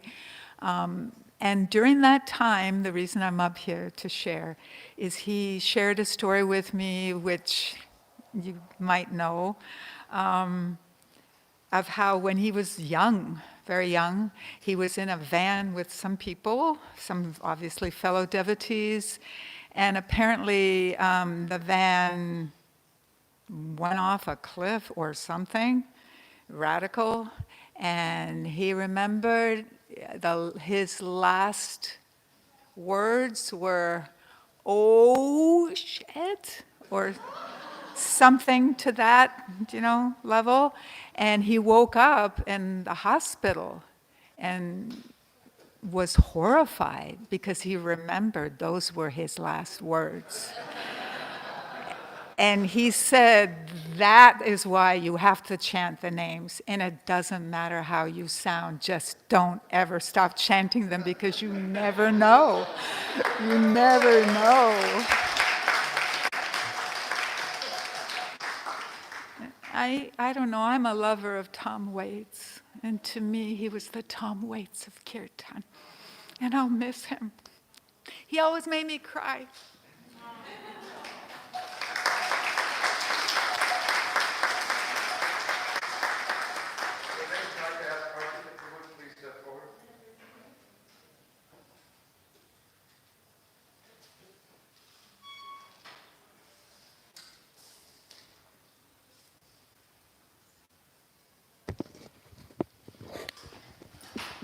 Vanchakalpatarubhyascha kripasindubheva patitanam pavanebhyo vaishnavebhyo namo namaha. Those who are members of the community, they know the meaning of that shloka, but those of you who are visitors may not. It says that we offer express obeisances unto all Vaishnava devotees of the Lord, who can fulfill the desires of everyone, just like desire trees, and who are full of compassion for the fallen conditioned souls. Now, I don't know if we'll say that Sura can fulfill everyone's desires, but he's definitely full of compassion. Very, very compassionate person. In every tradition, including ours, in the beginning stage, you wear your spirituality like a burden. I am a devotee. I'm carrying the cross, or this, whatever. You wear your devotion like a burden. Sura's not like that. Spiritual life was completely his normal mode. That's it. You never felt that Sura was practicing bhakti as a burdensome ritual. It was his normal expression. Chanting, dancing, eating prasadam, bringing in new devotees, strategizing how to do. He had so many qualities. Time is a factor. We were hoping we could wrap up at 3 o'clock. I told Subhas this yesterday. I didn't think it was possible, but anyways, I'll keep it very brief. He had so many wonderful qualities, one of which was that he told us that he was being groomed to be a banker. He had an uncle who was a banker, and if he had not become a devotee, he probably would have been a banker. And he could do so many rapid calculations in his head. We would have meetings at the BBT, and the BBT, we were a small publishing house, but we produce a lot of books and sell a lot of books. So sometimes we have to have business meetings to figure out this, that, how much we owe, how much is supposed to come in, and whether you throw any numbers at Sura and he would go, and in 2 seconds, he would have the percentage or whatever you wanted. Nobody had to reach for a calculator. But somehow or other, there was one time when his simple arithmetic disappeared.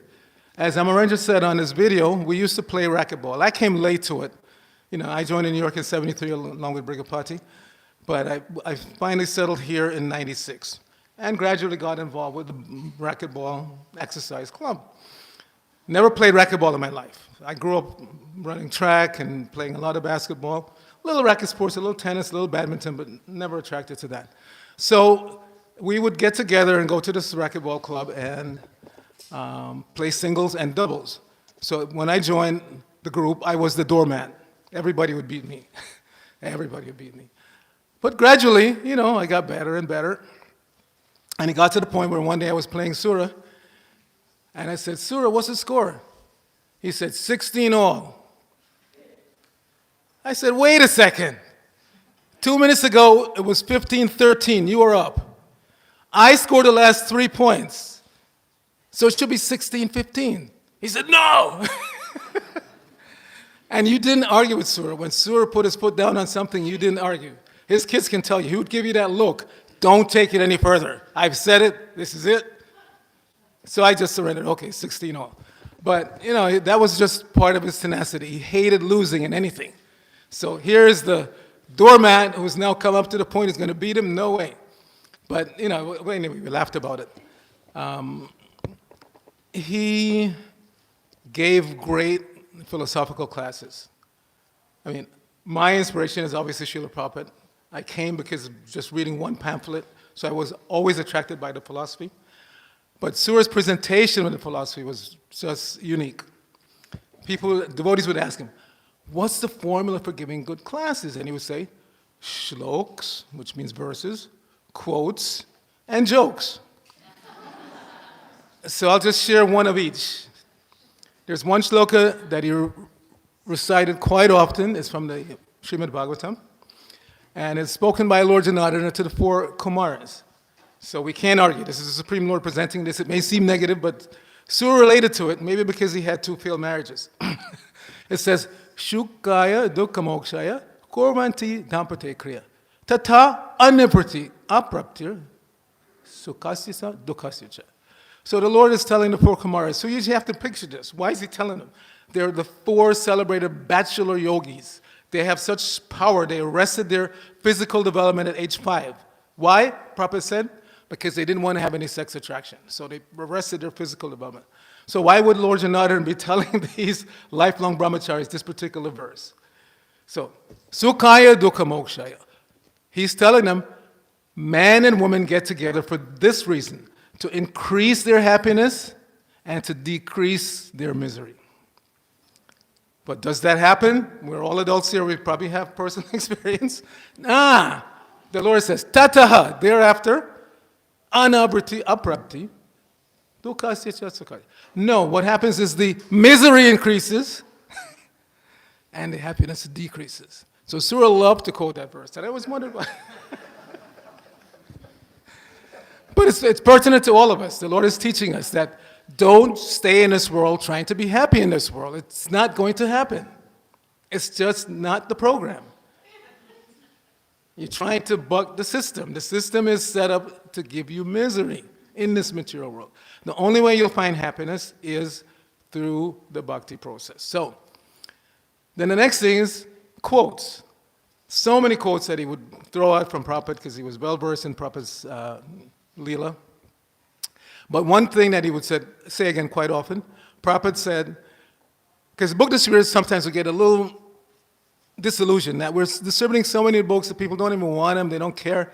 And Prabhupada reminded them that if they buy the book, if they open the book and read even one line, even one word, their life becomes perfect. So Suraized that. He said, if they buy the book, read one line, even just one word, soon they will be living in a temple, eating sabji with curd. And then, jokes. He told so many jokes. He could make a joke of anything, of his physical challenges. His main doctor was in Cedar Sinai, but Sura forever changed it to Cedar Cyanide.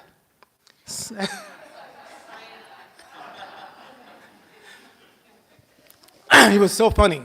He would just always turn everything into something humorous. Because again, spiritual life for him was normal. It wasn't something that was a burden. He was always happy internally. Even though he looked sometimes a little gruff on the outside, he was always internally happy. And you got to know that when you got to know Sura. So he told so many jokes about his own situation, about life in general. He had a lot of experience. And we will miss him terribly. at the BBT, especially, because, he's a rock. He was one of our rocks there. The chanting, obviously, he was fueled by that. He would remind us, this also came from Prabhupada, that spiritual life means you're curing your material disease. And like any other disease, you need two things. You need medicine, and you need a proper diet.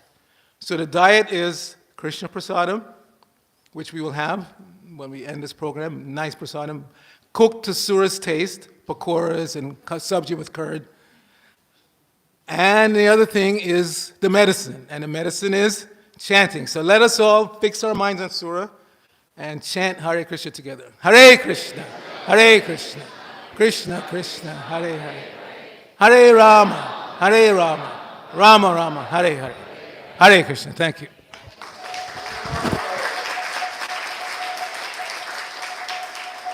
So on our scheduling, we said we go from 12:30 till 3 o'clock. So we're down to about 2:38. So we have about 32 minutes possibly to do this.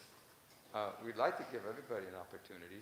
So if the devotees that are coming up, if you could kind of regulate your time to a couple of minutes. And if we do that, hopefully we can get everyone. And what we'd like to do is, at the end of this, we have boxed lunches for all of you. So that is there also. So just remember that. If you talk too long, we won't be able to eat. Just kidding. Huh? Yeah. So what we'll do now is we'll just show videos of Rameshwar. Very good friend of Sura Das. They worked together for many, many years. So if we could, we have Rameshwar, and then after Rameshwar, we have Gopalati will be speaking, and then who we have to present? Huh? And then after her is walk around the house. We'll try to see what we can do. We're just trying to go with the list, because when we made this list, those were individuals that requested. So we're trying to see if we can get that list finished. Yeah, include the car also. Okay? Done. Thank you very much.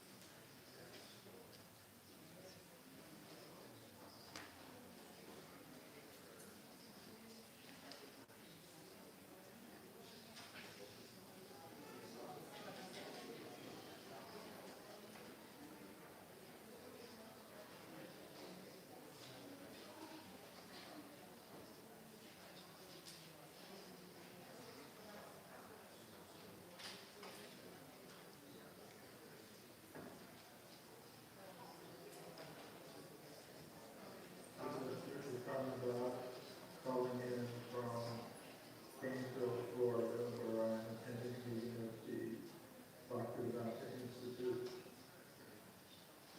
I joined the Hare Krishna movement in 1974, and after a short time I became aware of Sura Prabhu as a book distributor and Prabhupada's disciple.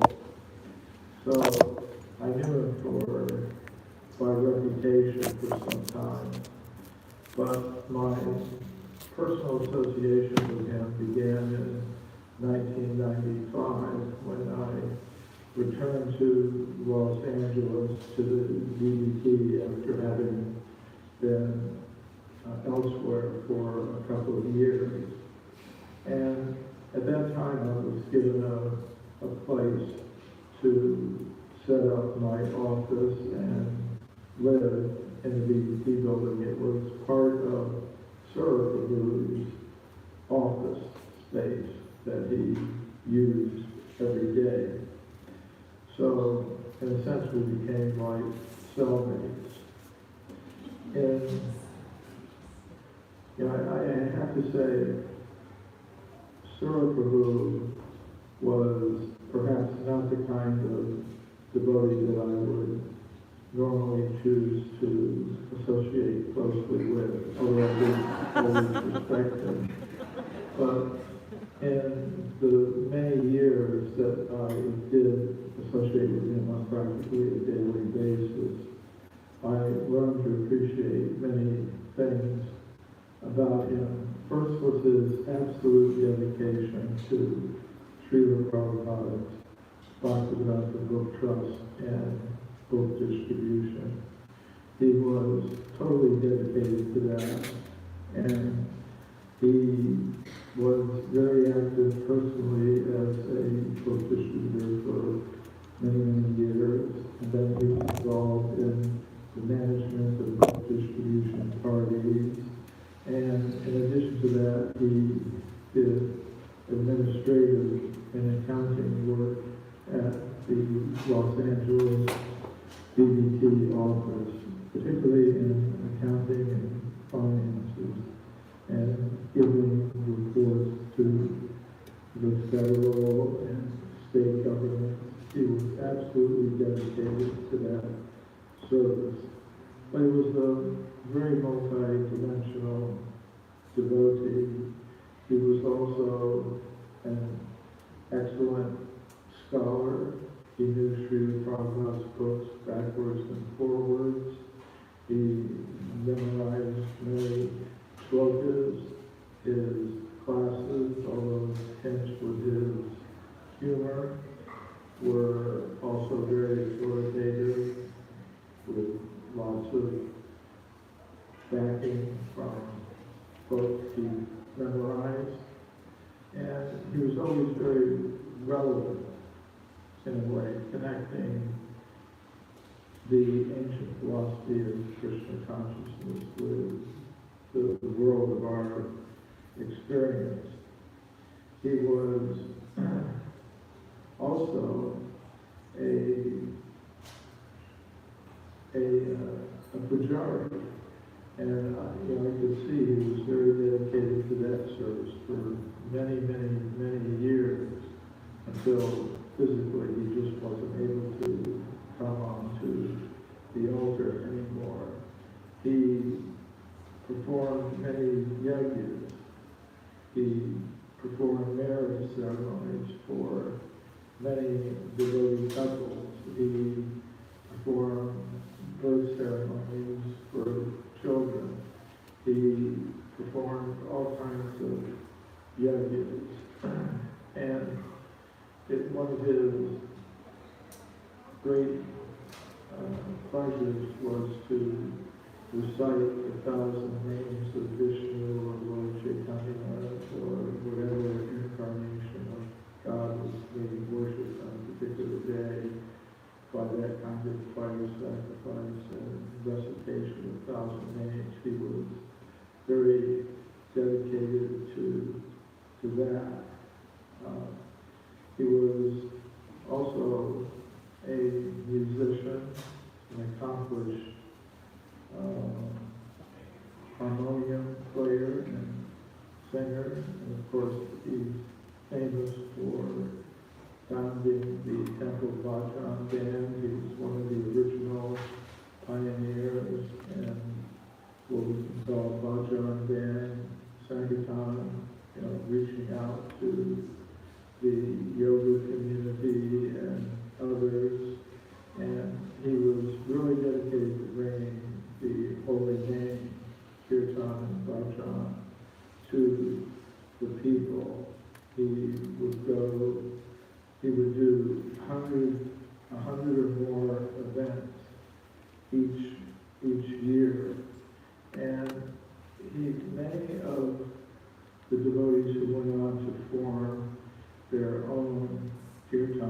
bhajan groups passed through the Temple Bhajan band. It was a constant flow of devotees, singers, musicians, others passing through his group. Of course, he was the constant figure, but he pioneered this kind of outreach. And on a personal level, he was a very kind and generous person. He was very generous with letting people stay in his apartment, giving them help when they needed it. He had cultivated relationships with countless numbers of devotees, befriending them in various ways and helping them in various ways in their service. In terms of his relationship with Srila Prabhupada, he was absolutely dedicated to his spiritual master. He had the fortune to have some personal association with Srila Prabhupada, serve him directly in Vrindavan, and those were, for him, very cherished moments that he had that opportunity.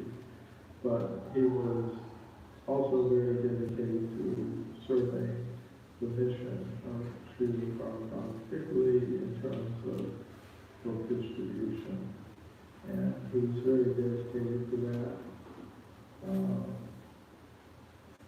There are endless things that could be said about Sura, but those are just a few reflections. And, personally, he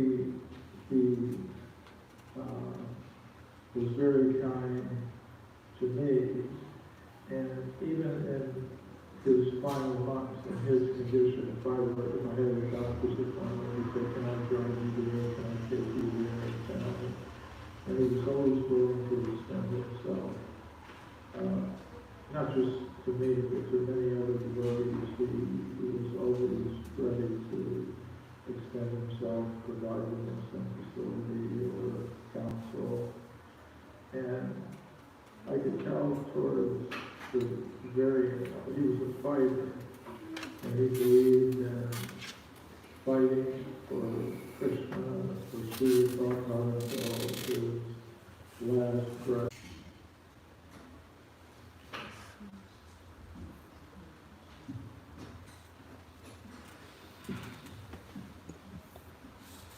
Hare Krishna. I was thinking when Sura in that chair back there, by the wall. Anyhow, I don't want to cry because Sura made me laugh. That was basically our relationship. I didn't do a lot of other service with him, but I worked under the legal office, and so our paths would cross at the DBT sometimes, and so he would tell me jokes. He just made me laugh all the time. I'll tell you one joke real quick. He used to tell me, if you remember this from Sura, he said there was, and he wakes up and he doesn't see Krishna, he just sees two beings standing in front of him. And he said, "Where am I? And who are you?" And one said, "I'm Krishna." And the other one said, "I'm Ramu." And he said, "Well, what am I doing here?" He said, "Well, you've been chanting our names all these years." That was Sura's jokes, I loved it. And one other thing that I remember that he did that was funny, he did this more than once. Archita would have the college classes come by, and so Sura was giving the lecture, but he started chanting, and so then he started singing Krishna, Krishna, Krishna, Krishna, Krishna, Krishna, Krishna, and he did this shtick more than once, and he said I'll give you the translation of that. The translation is Krishna, Krishna, Krishna, Krishna, Krishna, Krishna, Krishna, help! It was so funny. And a couple of people talked about him being heavy. So, like I said, I worked at the legal office, and sometimes well, it was always stressful. If you had to do something at the legal office, it was something stressful. And Sura called me one day, and he was stressed out, and he got a little bit intense and a little bit heavy. And I said, Sura, that just doesn't work for me. And it got real quiet, and I thought, uh-oh. And he said, then I heard he started to laugh. I said, what? He said, oh, I forgot, you're from Chicago, too. I said, darn right, us folks from Chicago don't take nothing from nobody. And we just started to laugh and laugh and laugh. And, that was like 25 years ago. I mean, never, ever anything heavy again from Sura, so I miss him. That's it.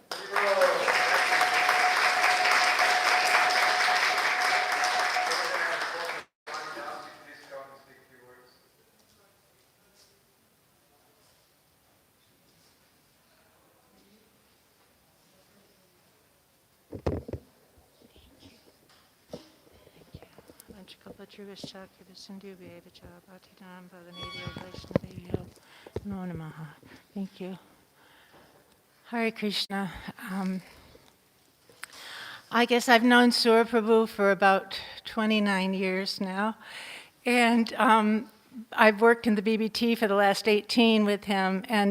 But the impact that Sura had on my life, that I'm so grateful that Savas Prabhu let me give a little bit of a memory, because without Sura, I would say I probably wouldn't be here. Because I was brand new at the temple, and when you're new, you may be a little crazy, and I thought I had a lot of things to do, so I gave up all my service, and I went home.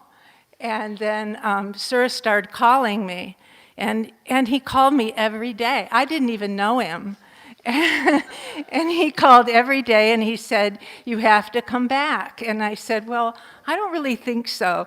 And so then he would preach, and he would talk about Prabhupada, and he would talk about things that were in his life and the difficulties that he had in his life. And he told me about how he used to go in the cage, which is our little warehouse there. And he said, and I'd go in the back some days, and I would just cry. So I know how you're feeling. And he called me, and then one day he called me, and he said, all right, 2 weeks. We're giving you 2 weeks. And just the way he said it, it was like, he must really want me to come back. And so, and I hardly knew him, but I didn't find out till later that he had a motive. And so at 2 weeks, I did come back. I got all my service back, and I had been teaching Gurukula. And Nomi was in my class. He was 2nd grade, if you can imagine. And Sita Priya was 4th grade, and I was teaching the math. And Sura came in my office, and he said, so glad you're back. And I thought, wow, he really likes me. And he goes, you left, and I had to teach your class, and those kids were climbing the walls. And then I knew why he was calling me all the time. So then I didn't really have a lot of association for a while with Sura, except for on the altar dressing, and then when I started in the BBT. And he used to come back and sit in my office, and we would talk about Cedar Sinai, because I had been very, very sick before he got sick. So he would come back and he'd go, did they ever do this to you? And I go, yeah, they did that to me. I said, well, did they ever do this to you? And he'd go, oh no, you're sicker than I am. And he was always a joy to me. He was always a joy, and he was a soft-hearted, kind person. Whenever I would go in the hospital, the phone would ring, and it would be Sura.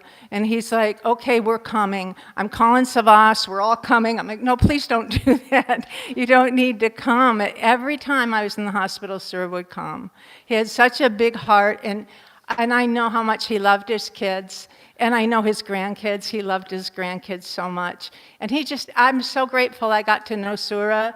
And he was the guy that he was all the time. If he gave class, that was Sura. And when he went out in the world, that was Sura. They used to say something about you could talk the talk, but you don't walk the walk. He talked the walk. He walked the talk. There it is. He walked the talk. That was Sura. What he said is what he lived. And I never had a harsh mean word from Sir in my life. He was so kind to me, and I'll be ever grateful for him, and I'm missing him a lot. But thank you so much for being here. Jai Srila Prabhupada. There are several people that requested if they could speak. We'll try to get everybody in, but really, you have to stop in 2 minutes. I hate to say that, but please do, because after this, we're going to go and take some shots. Okay? So please. If we have to go over a little bit, we will. Okay, right.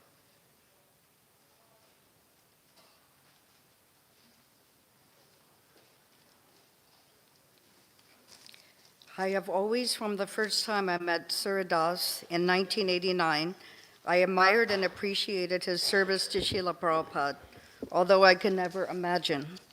Sura has always encouraged me in Srila Prabhupada's book distribution. I cleaned Sura Das's apartment from 1989 till now. I made improvements and additions to his apartment by buying towels, flowering plants, and toiletries, keeping everything immaculate for his most important service at the BBT. One time I made a menu with different options such as veggie burger, quesadilla, sandwiches. Sura would pick an item on the menu, and our cook, Krishna Garanga, would make it for him. I would buy him prasadam at Govinda's restaurant, which he really liked. I would honor him in this way because of his dear service to Srila Prabhupada. As I was cleaning Sura's apartment, I would feel very enthusiastic about going on Srila Prabhupada's book distribution, and I would immediately go out afterwards. I would also buy groceries every week to make sure Sura Das and his family had nice boga in its refrigerator for Ram Navami to prepare for him and offer to Lord Krishna. I felt very privileged that Sura would allow me to assist him in some way. Sometimes when I came back from Sankirtan, Sura Das would make a gesture with his fingers saying, "Do you have a donation?" Other times, if he didn't see me for a few days, he would make a gesture with his arms up in the air and his hands out, saying, "Please come by." Sura would tell me that his son Ram Navami was doing the best service for him. Ram Navami took very personal care of his dad, Sura, for many years, taking him to medical appointments, shopping for him, cooking for his personal diet for him, and so much more. Sura was very protective of his daughter Sita Priya and Ram Navami. He would make sure that every need of theirs was met. I thank Srila Prabhupada and Lord Krishna for this great privilege and opportunity to assist our beloved Sura Das. Thank you.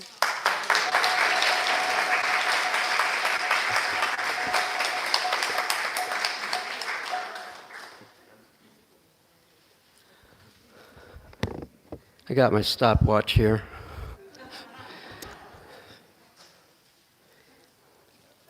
Vanchakapatrubhascha kripasinibhyacha paditanam pavanabhyo vaishnavebhyo namo namaha. I'm not sure that everyone knows that the BBT here basically started Sankirtan in the Western world. And with Srila Prabhupada directly instructing Rameshwar Prabhu and then ultimately Subhas Prabhu. And I had a very wonderful experience from the years 1988 to 2005 that they requested that I arrange for the printing of basically all the books. And in that 17-year period, millions and millions of books were printed and distributed. And I felt it was such a gift to me to be invited into this world. It's kind of like an upward vortex of sincerity among the devotees here, and determination, and also great enthusiasm. This has been spoken about in the morning classes, the last two classes. but it is imbibed in all the distributors here. So to be invited into this and to be having given that amazing service was such a gift also that I could give to Srila Prabhupada. And so Vas Prabhu, I just want to glorify along with Sura Prabhu, because they both encouraged the languages that I'm dealing with, my BBT. They became the #1 distributors for Arabic and other languages that no one could imagine could happen. And I just offer you, Sura Prabhu, thank you so much wherever you are. And Sarvas Prabhu, who is right there, thank you so much, Prabhu, for this wonderful opportunity. Hare Krishna. Hare Krishna.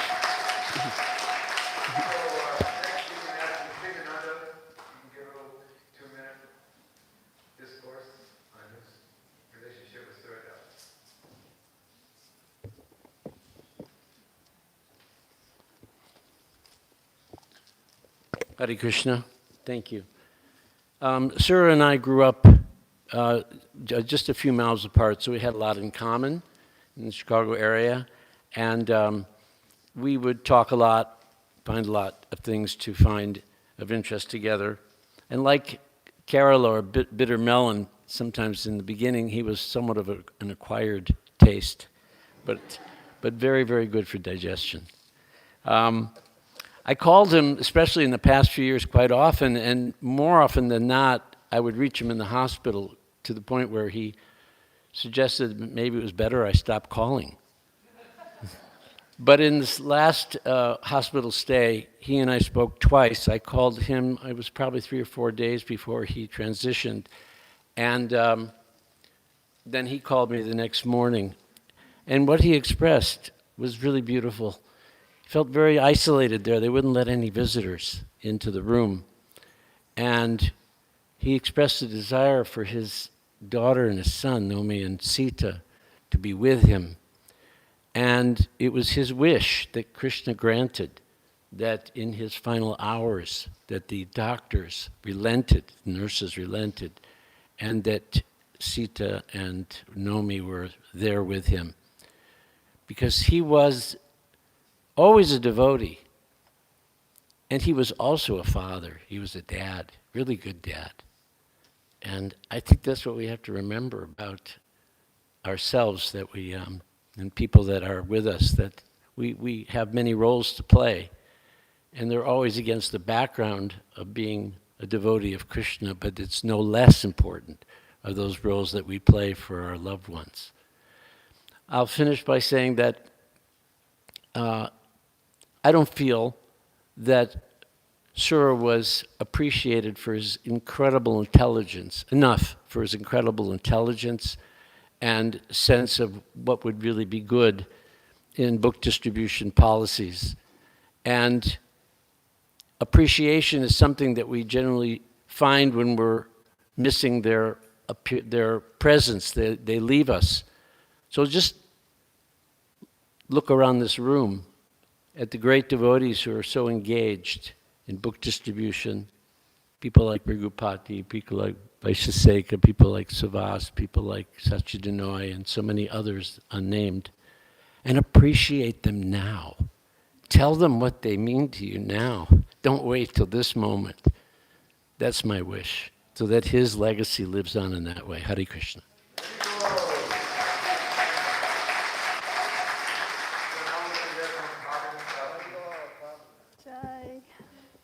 Hare Krishna. When I joined in Seattle in 1974, Sura was the Sankirtan leader. And at that time, he was going out on book distribution on traveling Sankirtan, but then he would come back every once in a while to Seattle to get everything going again. When he was there, somehow or other, the morning schedule, we would have breakfast around 8 or 8:10. But we had to be in the van and ready to leave by 8:30. So somehow or other, we would just like eat as fast as we could and then run down to the women's ashram which was a room that we had to climb in from the outside, a window, and because the door led into the temple room, so we weren't allowed to use the door. So we would run back into the ashram. Oh no, me, Hare Krishna. We would run back to the ashram, to downstairs, and then by the time it was time to be in at 8:30, it would be, Haribo, Haribo. Sir would be yelling, Haribo, where are they? Where are they? And everybody was like, well, we're getting there. And he'd say, we're yelling out the window, we'll be right there. He's like, get here now, just come right now. We literally had to tie up our shoes in the car, practically finish getting dressed in the back of the van. Okay. So then he would, everybody had quickly. So then I didn't see him again for many years till I was traded for Rasatala and I ended up in St. Louis. And Sir, again, he was the temple president there. And what I'd like to say about him, that there's so many wonderful, funny things, but the thing, what it was most wonderful about Sura is that he was so fair. He was so fair to me, right? He treated me just like he would treat the brahmacharis. He always let me work the best spots right alongside the brahmacharis. And he would let me go to India, right with the brahmacharis also. He just never... he never treated me like, oh, she's a woman and she doesn't get, like that. So I just loved him for that. And I will always be grateful to Srila Prabhupada that I knew Sura. And somehow or other, whenever I would come into the temple room at Guru Puja, he would always be sitting against the back wall. And I always had to offer my pranam to him because I just felt that gratitude towards him. And thank you very much.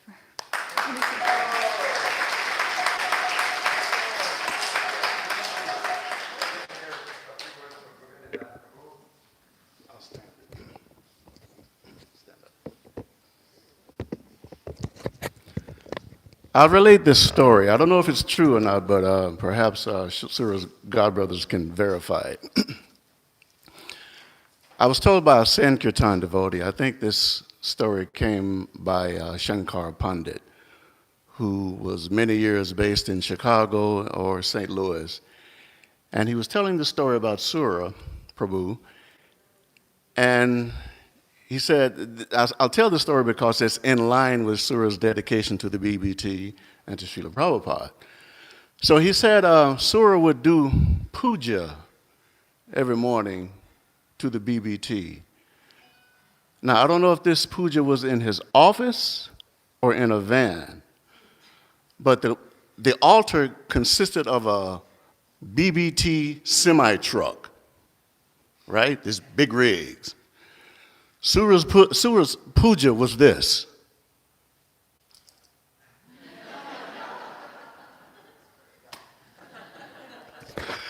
That was his dedication to the BBT. Now, I'm junior to Sura, and he was always like a big brother to me. Actually, all of Srila Prabhupada's sons and daughters are like big brothers and sisters to me, very, very kind. So some time ago, I was getting ready to do a devotional album, and there was one particular melody of Srila Prabhupada I wanted to do. So I asked Sura about this melody, and he knew exactly which volume it was. Not only that, he gave me the unbelievable gift of a compilation of everything Srila Prabhupada ever sung on CDs. Sura Prabhu ki jai. Let me know if that story is true or not.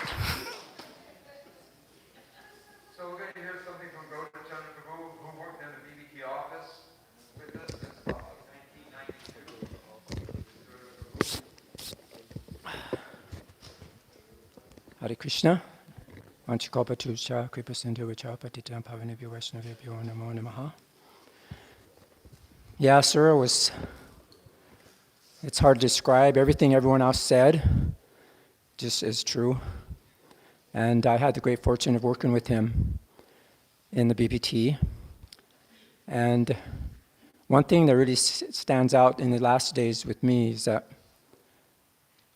every 4 years, I would make a template on the computer for Sura to make donations, list the donations from the BBT members. And I would do 4 years at a time. And then when I got to 3 years, Sura was watching me and he said, no, stop right there.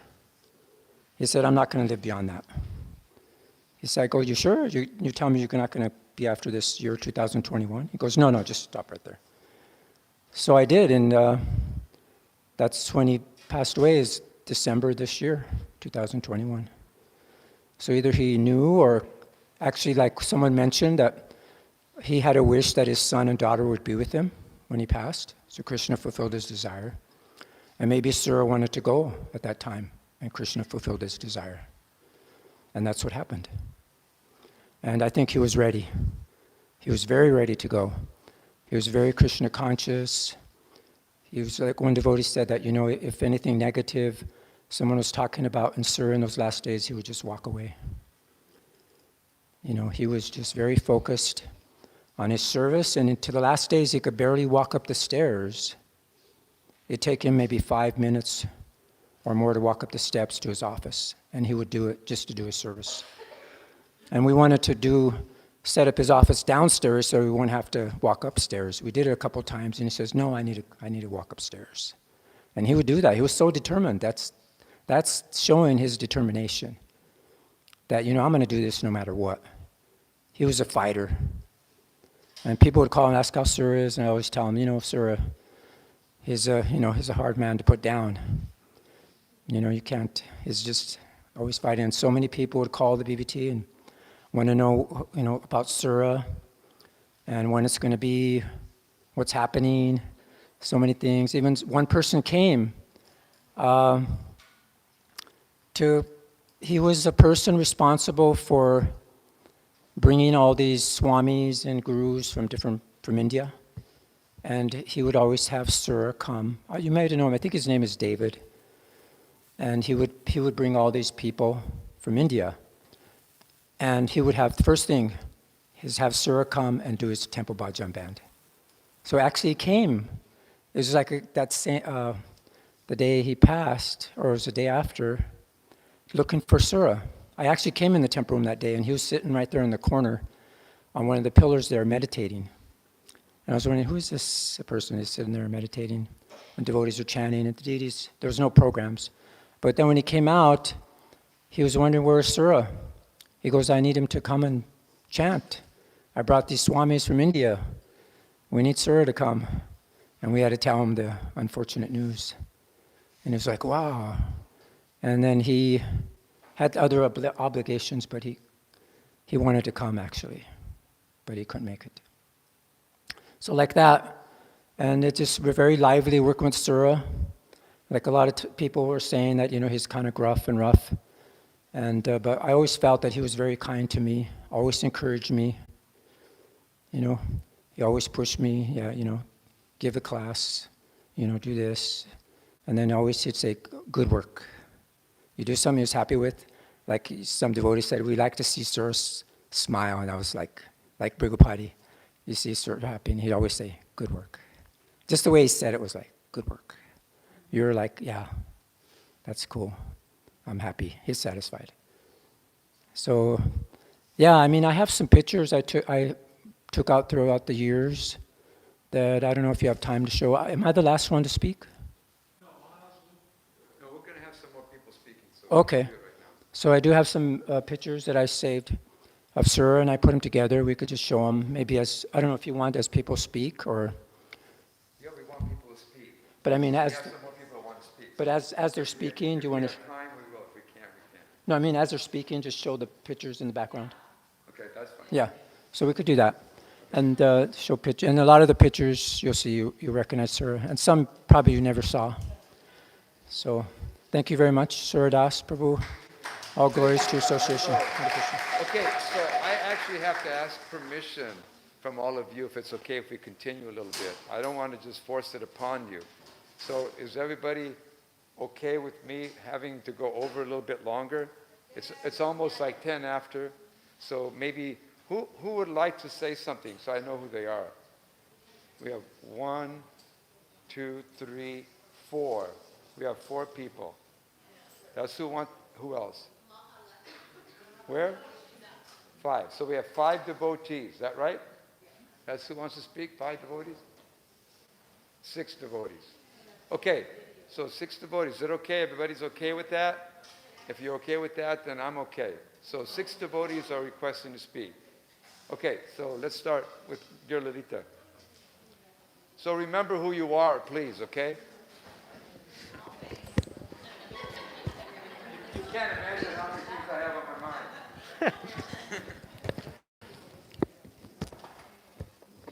Yeah, so one last thing is that we also have Rameshwar, and that it gives great talk. So we got to listen to that. So we'll do the 6 devotees, then we'll do Rameshwar. Okay? Thank you very much. Hare Krishna. So just to be quick with the time, I had a good opportunity to associate with Sura Prabhu because I also one of the book distributors here, and we would ask Sura Prabhu for the books, and I do with the table a book table distribution. So I would always want some other titles that not everyone uses. And every now and then we would miss some titles, and he would come to me and he would like, did you get your books? So sometimes we would miss, and then he would like, don't worry, just distribute what we have, and you'll get those next time. But I had a really close association with him when we went to San Diego for a convention for religion, and there I got to see how Sura Prabhu, his qualities, what devotees were talking about, like his sense of humor and how personal he is with people. I would see like all these professors from all the big schools around America, and they would come and talk to him like they've been known to him for like years, because he's been doing it for a few years. And those professors, they are like, oh, Sura is here. And he would say, yeah, this guy, he's with the Krishnas, and I am with the BBT. So he's definitely the BBT person. And it was amazing, like all these professors, they would come and take like full sets of books, and he would always have these cookies. So he asked me, you distribute the books and I'll give them the cookies. And I was like, wow, you're putting me on the spot here. So it was always very encouraging. And it was amazing, like in this convention, I was able to distribute good number of sets of Srimad Bhagavatam, and how Brigupati Prabhu was telling, he was so encouraging. He would like, I know he's so expert, professors already know him. He could easily distribute it to them, but he was encouraging me to do it. So this year, what happened, like because of the lockdown, for a few months, we were not able to go out to distribute books. And there were some devotees, they were distributing books through like contacts. And he came up to me one day, he was like, what are you doing these days? And because he could see that he hasn't been hearing my scores. So he said, come up to my office after class. So I went to see him, and he gave me like a whole list of contacts he had. And he was like, what you do is, you like print a letter, because he only had like the addresses for these people. They are actually BBT contacts. So he gave those to me, and he said, you print a letter and send it to all these people. We are giving some special offers. And so through that, like I was able to distribute like almost like 50 sets. And he was like so happy with that. So thanks to Sura Prabhu, and all glories to his service to Srila Prabhupada.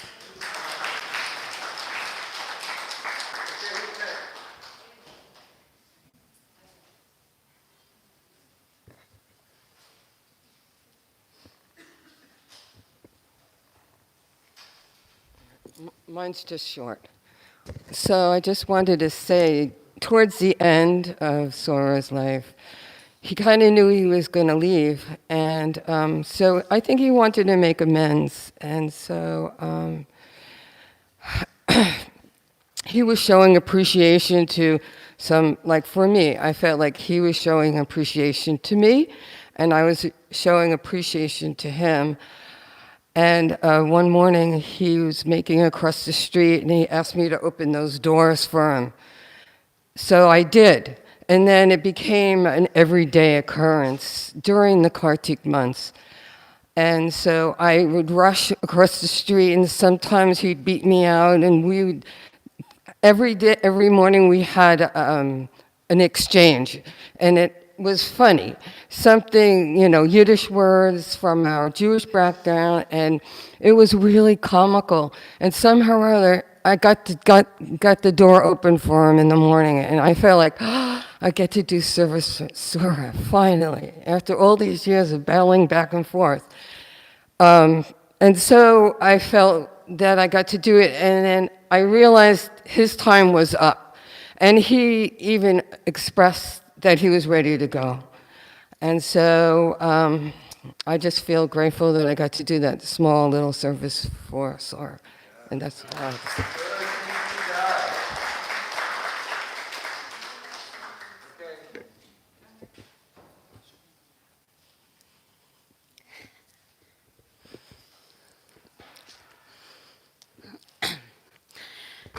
So hopefully I'll be able to talk. I could barely remember a time of not knowing Sura.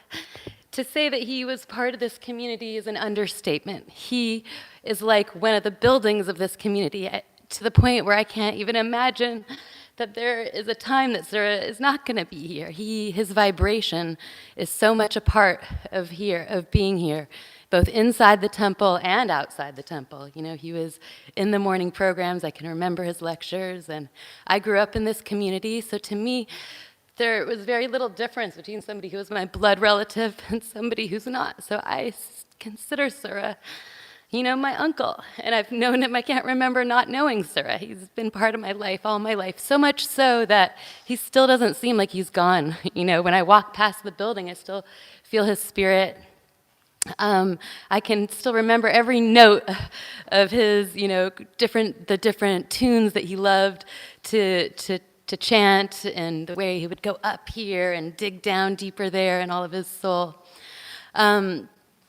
And what a beautiful relationship he has with his children. I remember he was a single dad and an amazing father, and it was so beautiful to see the relationship between Nomi and Sura towards the end. Nomi, you've been such an amazing son and inspiration, and I've just been admiring all of your strength, and Sura lives on in this community through Nomi and through Sita, and we're so lucky that we have them here. But I got to, so believe it or not, years ago, Sura got me distributing books, and when I was like 18 at the airport in different places, but we mostly knew each other from the Temple Bhajan band. It was actually Krota Shamani who was hearing Krishna Das and Jayutal, and she was like, you know what, Sura is just as good as these guys. He's got to get out there. He's better than these guys. We've got to get him, he's got to have a band. So I got to be part of that, the early years of the Temple Bhajan band, so thank you, Krota, for giving him that great idea. And I got to be there for some of those early experiences, which were so much fun. But the times that, anyways, Sura, for 20 years I did the entertainment, organized that, and that is where I spent the most time with Sura. And the time that I will remember Sura the most is he always opened the Rath Yatra. So he would chant and chant and chant until the deities arrived.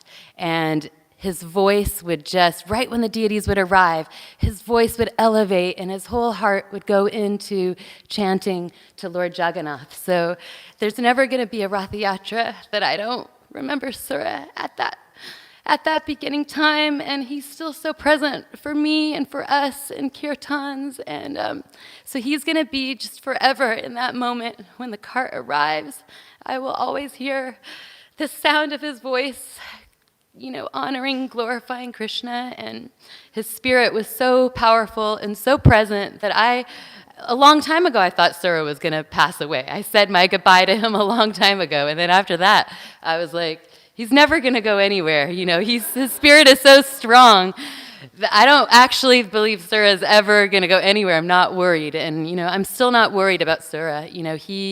He is with Lord Jagannath, he is with Krishna, and he has left his legacy in all of our hearts. So I just want to say thank you to Sura. I wanted to acknowledge his life and the way that it's touched mine. I want to acknowledge his son and his daughter and all of you and all of us as a family. So thank you, Uncle Sura. I love you.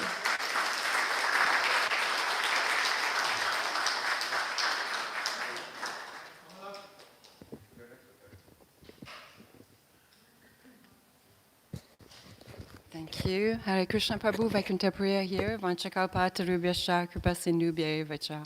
Patitanam pavanebhyo vaishnavebhyo namo namaha.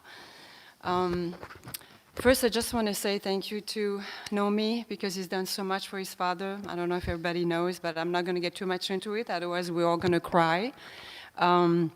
The first story I want to say is that when we came here with Kutagarma at the time in 1993, we were very welcomed by Sura Prabhu. He was very, very good to us.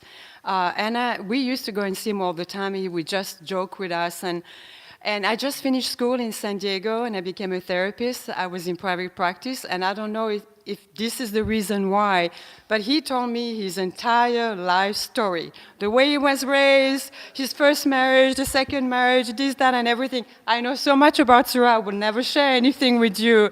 But what I'm taking away was he was so honest and so real and so genuine. And with him, it's like what you see is what you get. And as a therapist, of course, I appreciated that, but I appreciated that even more as a devotee. Because I think devotees sometimes we like to do that, and he did it, and I was very impressed with him, and I really respected him for that. Second story I want to share with you. One year, I think it was 94 or 95, but I'm not sure about the dates, could be 96, Paratrikananda Prabhu, maybe he's here, he can tell us.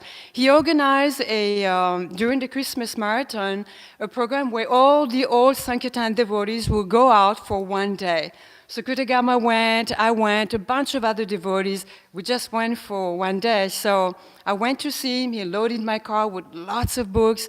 He knew I was a big Sankirtan devotee from France, and he was really excited. So he sends me to the airport, and he sends me to the international airport, the worst place, the most difficult, where everybody spoke a foreign language. I was like, wow. So, so as an old Sankirtan devotee, I knew what to do is really surrender to Krishna and ask for help. And I just happened to do extremely well. So I came back, he said, so Vaikuntha, what's your book score? What's your Lakshmi point? And he was like, what? How'd you do that at the international airport? He said, you did on purpose. Did you do that? He's laughing at me. Anyway, so after that, every time he saw me, Vaikuntha, you want to go to the airport? Vaikuntha, you want to go to the airport? He said, Sura, you sent me to the worst spot. He said, I promise you I'll give you a better spot. You want to go to the airport? So the point is, he's not just a great Sankirtan devotee, himself going out. He knows how to enroll at the devotees and enjoyed really bringing all Sankirtan devotees in the spirit, in the fire, doing book distribution. And I really enjoyed that part. So anyway, the last thing I want to say is that some of you may know, and probably you know me will, laugh at this and know how true it is. But he had, I would call that a Suraism. So if you speak with him, for example, and one day he talked to me and he was talking about a lady, And normally, but he couldn't remember her name. So normally you would say, you know, she's tall, she's got a ponytail, red hair, she's doing this, she's with him. That's normally how you would describe to try to figure out who she is. Well, that's not what Sura does. He goes, what's her face? What's her face? So, well, I don't know what her face is, you know. But he said it, I don't know if it's just with me, but every time he spoke with somebody, it was, you know, what's her face? What's her face? He said it better, of course, that was really funny.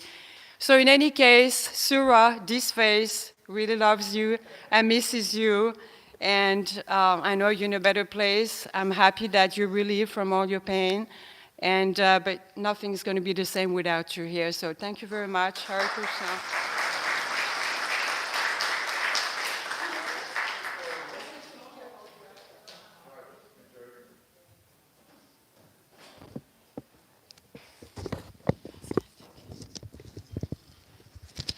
Hare Krishna, all glories to Sura Prabhu.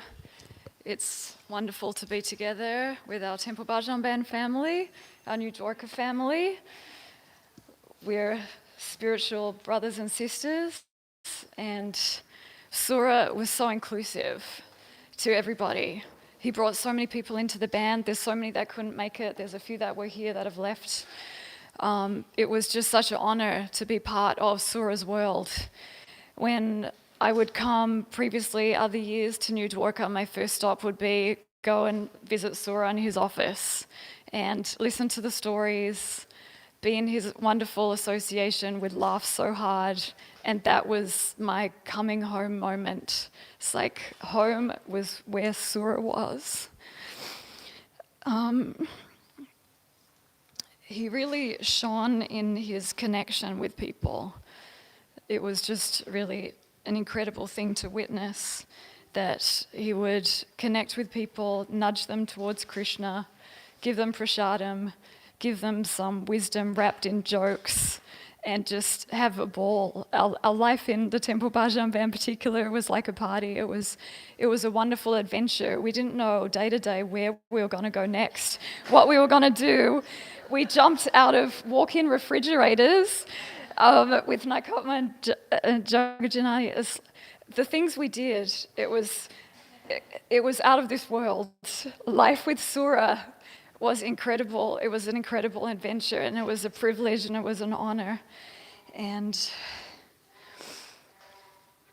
I know that wherever Sura goes, there'll always be an abundance of music, laughter, and Krishna consciousness. And Sura, wherever you are, I'm sure you'll start the Temple Bhajan Band again. Please know that I'm waiting to join, and I wouldn't miss it for the world. Hare Krishna.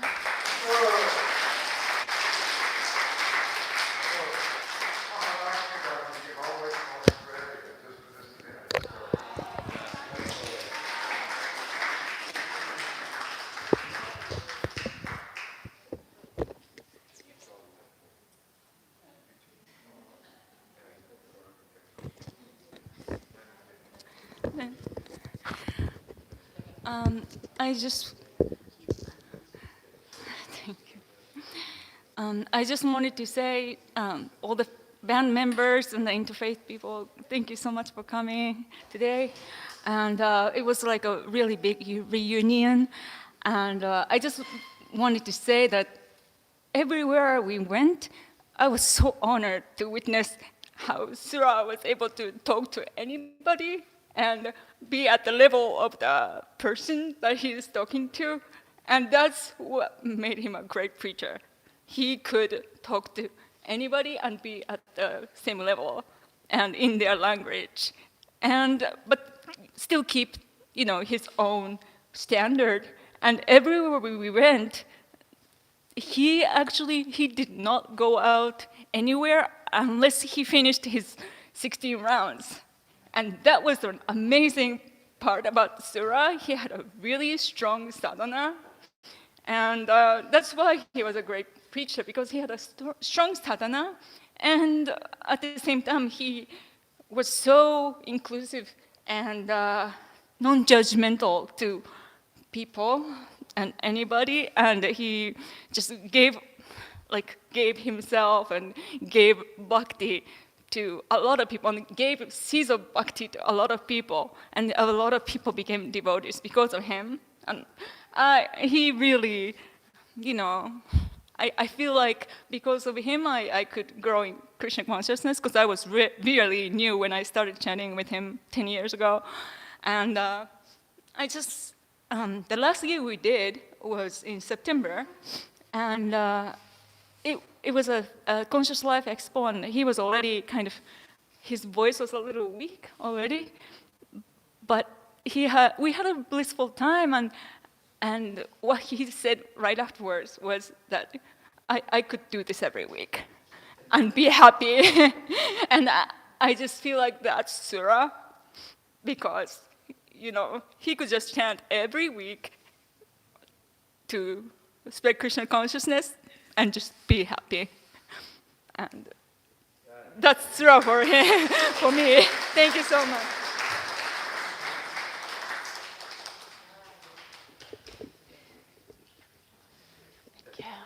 Hare Krishna. I was also in the Temple Bhajan band, Hare Krishna Mahalakshmi, for 20 years.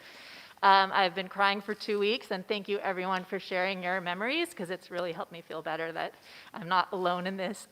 The first night I moved into the ashram in 2000 or 2001, Sura pulled me aside. He said, "We've got a show to do, get in the car." So we went to Shivananda, and that was the beginning of 20 years of going almost every weekend somewhere with Sura. And like others have said, one time we drove to Davis in one day and back. And I was 20 years younger than him or so, and I'm like, "Sura, I can't do this." But he would keep doing it, so I'm like, okay, I guess I have to. Nothing would stop him.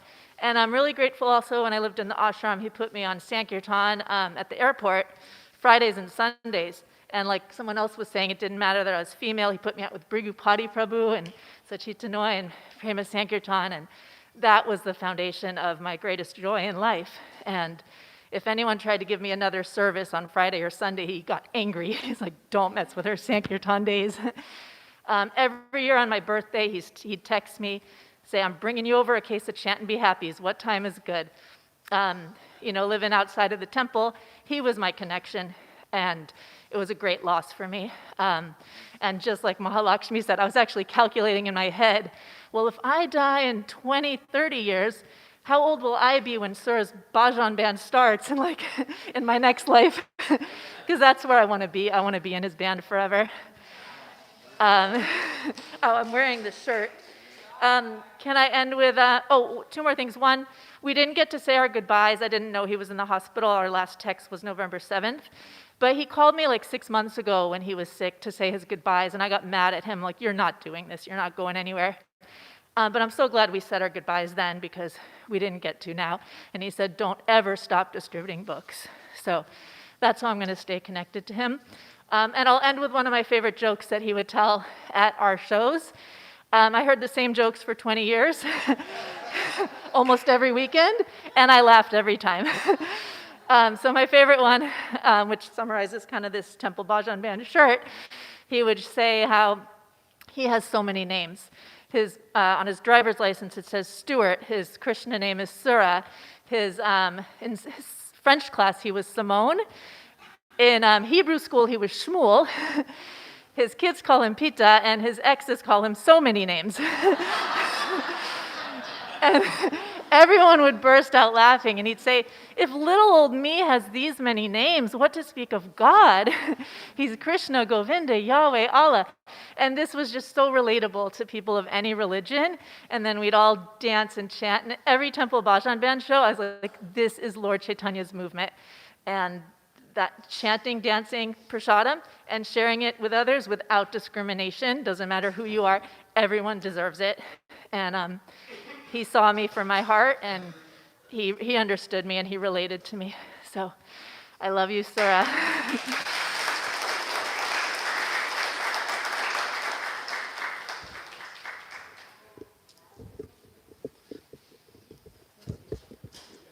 Vanchaka patarubhyascha kripa sindhubhyevacha patitanam pavanebhyo vaishvanebhyo namo namaha. As one of the book distributor, I often met Sura Prabhu at the book room. And a couple of weeks ago, I met him in the book room, and by this time, his health is very much deteriorated. And I was so shocked to see him come into the book room. And I told Sura Prabhu, hey, Sura Prabhu, you know, if the person's health is like this, usually he will retire and go to Hawaii to recreate in the health like that. You know, I was telling him like that. You know, and he said, "This is my service to my spiritual master, Srila Prabhupada, and I don't want to give this service." So as soon as I hear the words from Sura Prabhu, immediately I got the feeling, actually his words really reminded me Srila Prabhupada. Yeah, because Srila Prabhupada, he fought, you know, he spread this Krishna consciousness to the last moment of his life. And Sura Prabhu did the same thing, you know. He has set up a perfect example for us. Yeah. Sura Prabhu ki jai.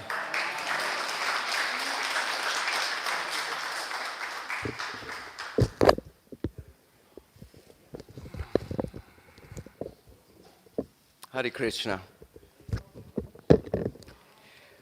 My name is Pagan George. I met Sura, Kodashamani was talking about 99 at the beginning. If you close your eyes and think there was a time in LA when there was only 5 yoga studios, one of them was mine.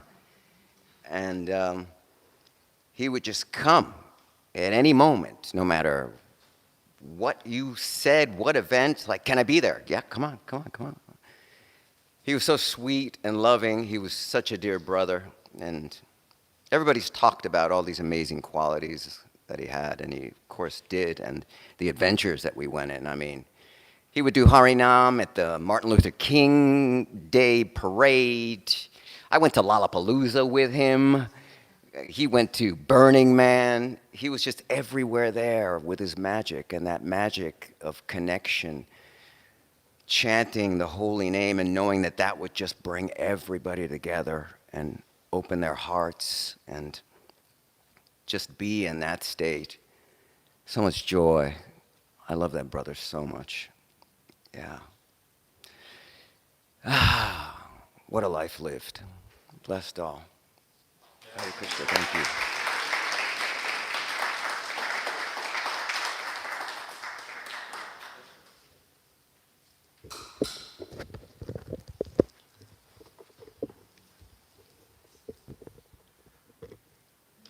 Sura is the first devotee I ever saw in person.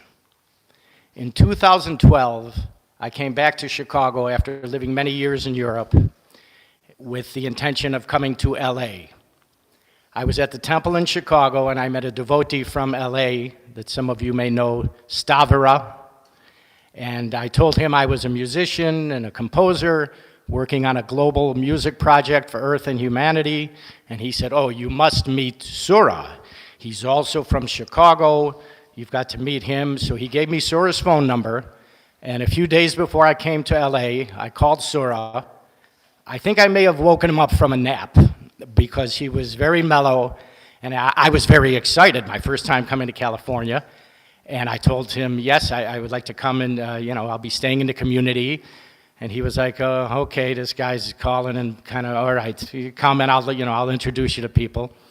So I came here, and after in the community for a few days, I went by and talked to Sura, and we started talking. I said, "Where are you, and where did you grow up in Chicago?" And I said, "I grew up on Harlem and Dempster." And he said, "I grew up on Shermer and Dempster."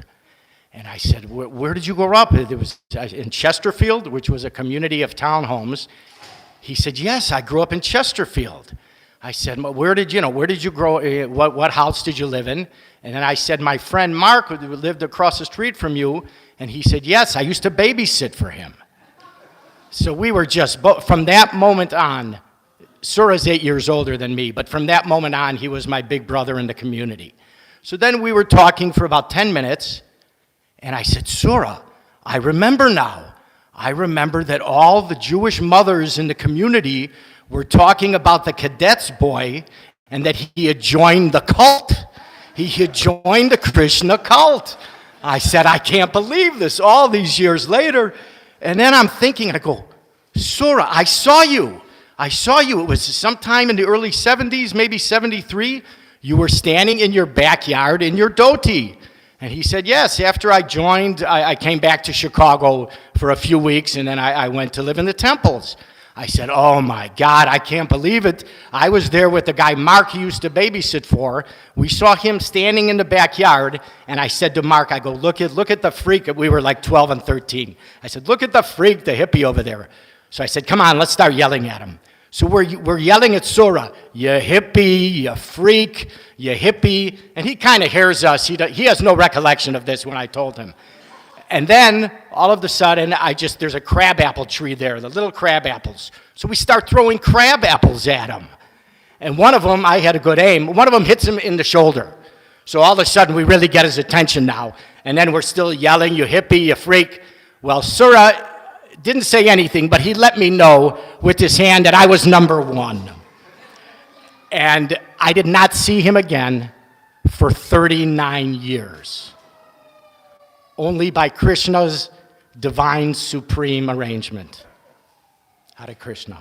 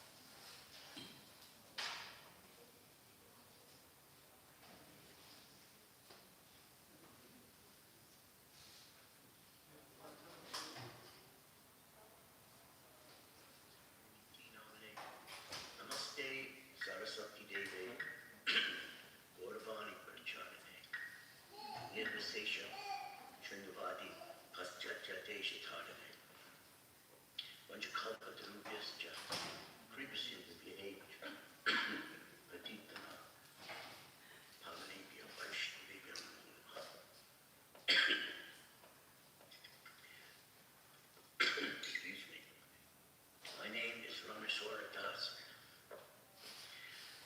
and I wanted to speak a few words in honor of a very special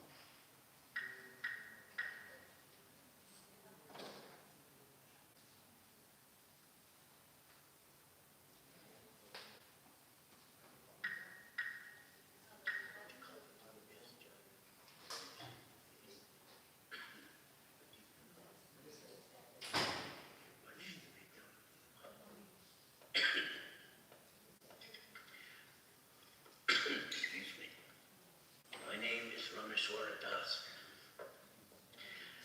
and I wanted to speak a few words in honor of a very special Sankirtan warrior, my dear friend and god brother, who I looked up to, Sriman Sura Das Prabhu. From the very early days of our movement, understanding how deeply Srila Prabhupada wanted his devotees to preach and distribute his books to every fallen soul that we meet. As that message was being broadcast, certain souls spiritually, intuitively grasped that this was their eternal eternal Leela with Srila Prabhupada. They actually took Srila Prabhupada's desire into their heart and made it their heart. These souls are very rare. These Sankirtan would die for doing Sankirtan. It became their life and soul. They knew that Srila Prabhupada was sacrificing everything, giving up sleep, giving up everything to write these books. They felt that so deeply, and they reciprocated with Srila Prabhupada and gave up everything to distribute these books. And one of the greatest leaders of that mood of imbibing Prabhupada into one's heart and making Prabhupada's desire his life and soul, one of the greatest examples who ever lived of embodying Prabhupada's mood and desire and message, what he came down into this universe to do was our Sura Das, Sura Prabhu. He did not require constant physical association with Prabhupada. He carried Prabhupada, who is non-different from his message to distribute books, who is non-different from that desire, that ocean of compassion to save souls. That's non-different from Prabhupada. Sura drank that like an ocean. He had the ability to drink it endlessly and keep replenishing himself. And in that way, he felt that he was with Prabhupada at every moment. He was one of the greatest book distributors and one of the greatest Sankirtan devotees. And I can say with sincerity, he became one of the greatest Prabhupada men, Sankirtan men, and BBT men who has ever walked this earth. He was unwavering. He was unflinching. He took Prabhupada's words so seriously when Prabhupada said, "Please, I beg you, do not divert your mind for a single moment from this." For those who have never surrendered on that level, it's just with awe, with tremendous awe and respect and amazement that we view a devotee like Sura, who did not divert himself ever from that mission. Whatever his bodily condition, he was a BBT man. He was a book distribution man. He was a Prabhupada man in ways that made him eternally one of Prabhupada's most intimate servants, most confidential servants. He was always inspired in that way. Up until the last breath, he wanted to preach and give people books and give people the Maha Mantra. I was in awe of devotees like Sura. There's a handful of these giant BBT giants that helped promote book distribution, helped distribute book distribution, that helped establish it as how Srila Prabhupada built this whole movement worldwide through his BBT and his book distributors. The whole movement was built on book distribution. Practically all the temples in the world received money from book distribution in the form of loans or grants. And that was a residual effect of becoming sold out Sankirtan book distributors, of which Sura is the epitome, and he's like the personification of distributing Prabhupada's books. If he couldn't do it physically, he promoted it and convinced and persuaded and inspired others to do it. When I first heard that Prabhupada and Lord Chaitanya had called his soul to some other place,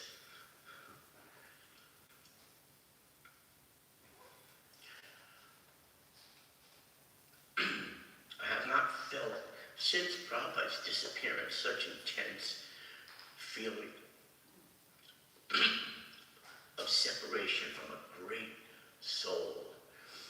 I feel that Sura and I are like soulmates in the mission of distributing Prabhupada's books.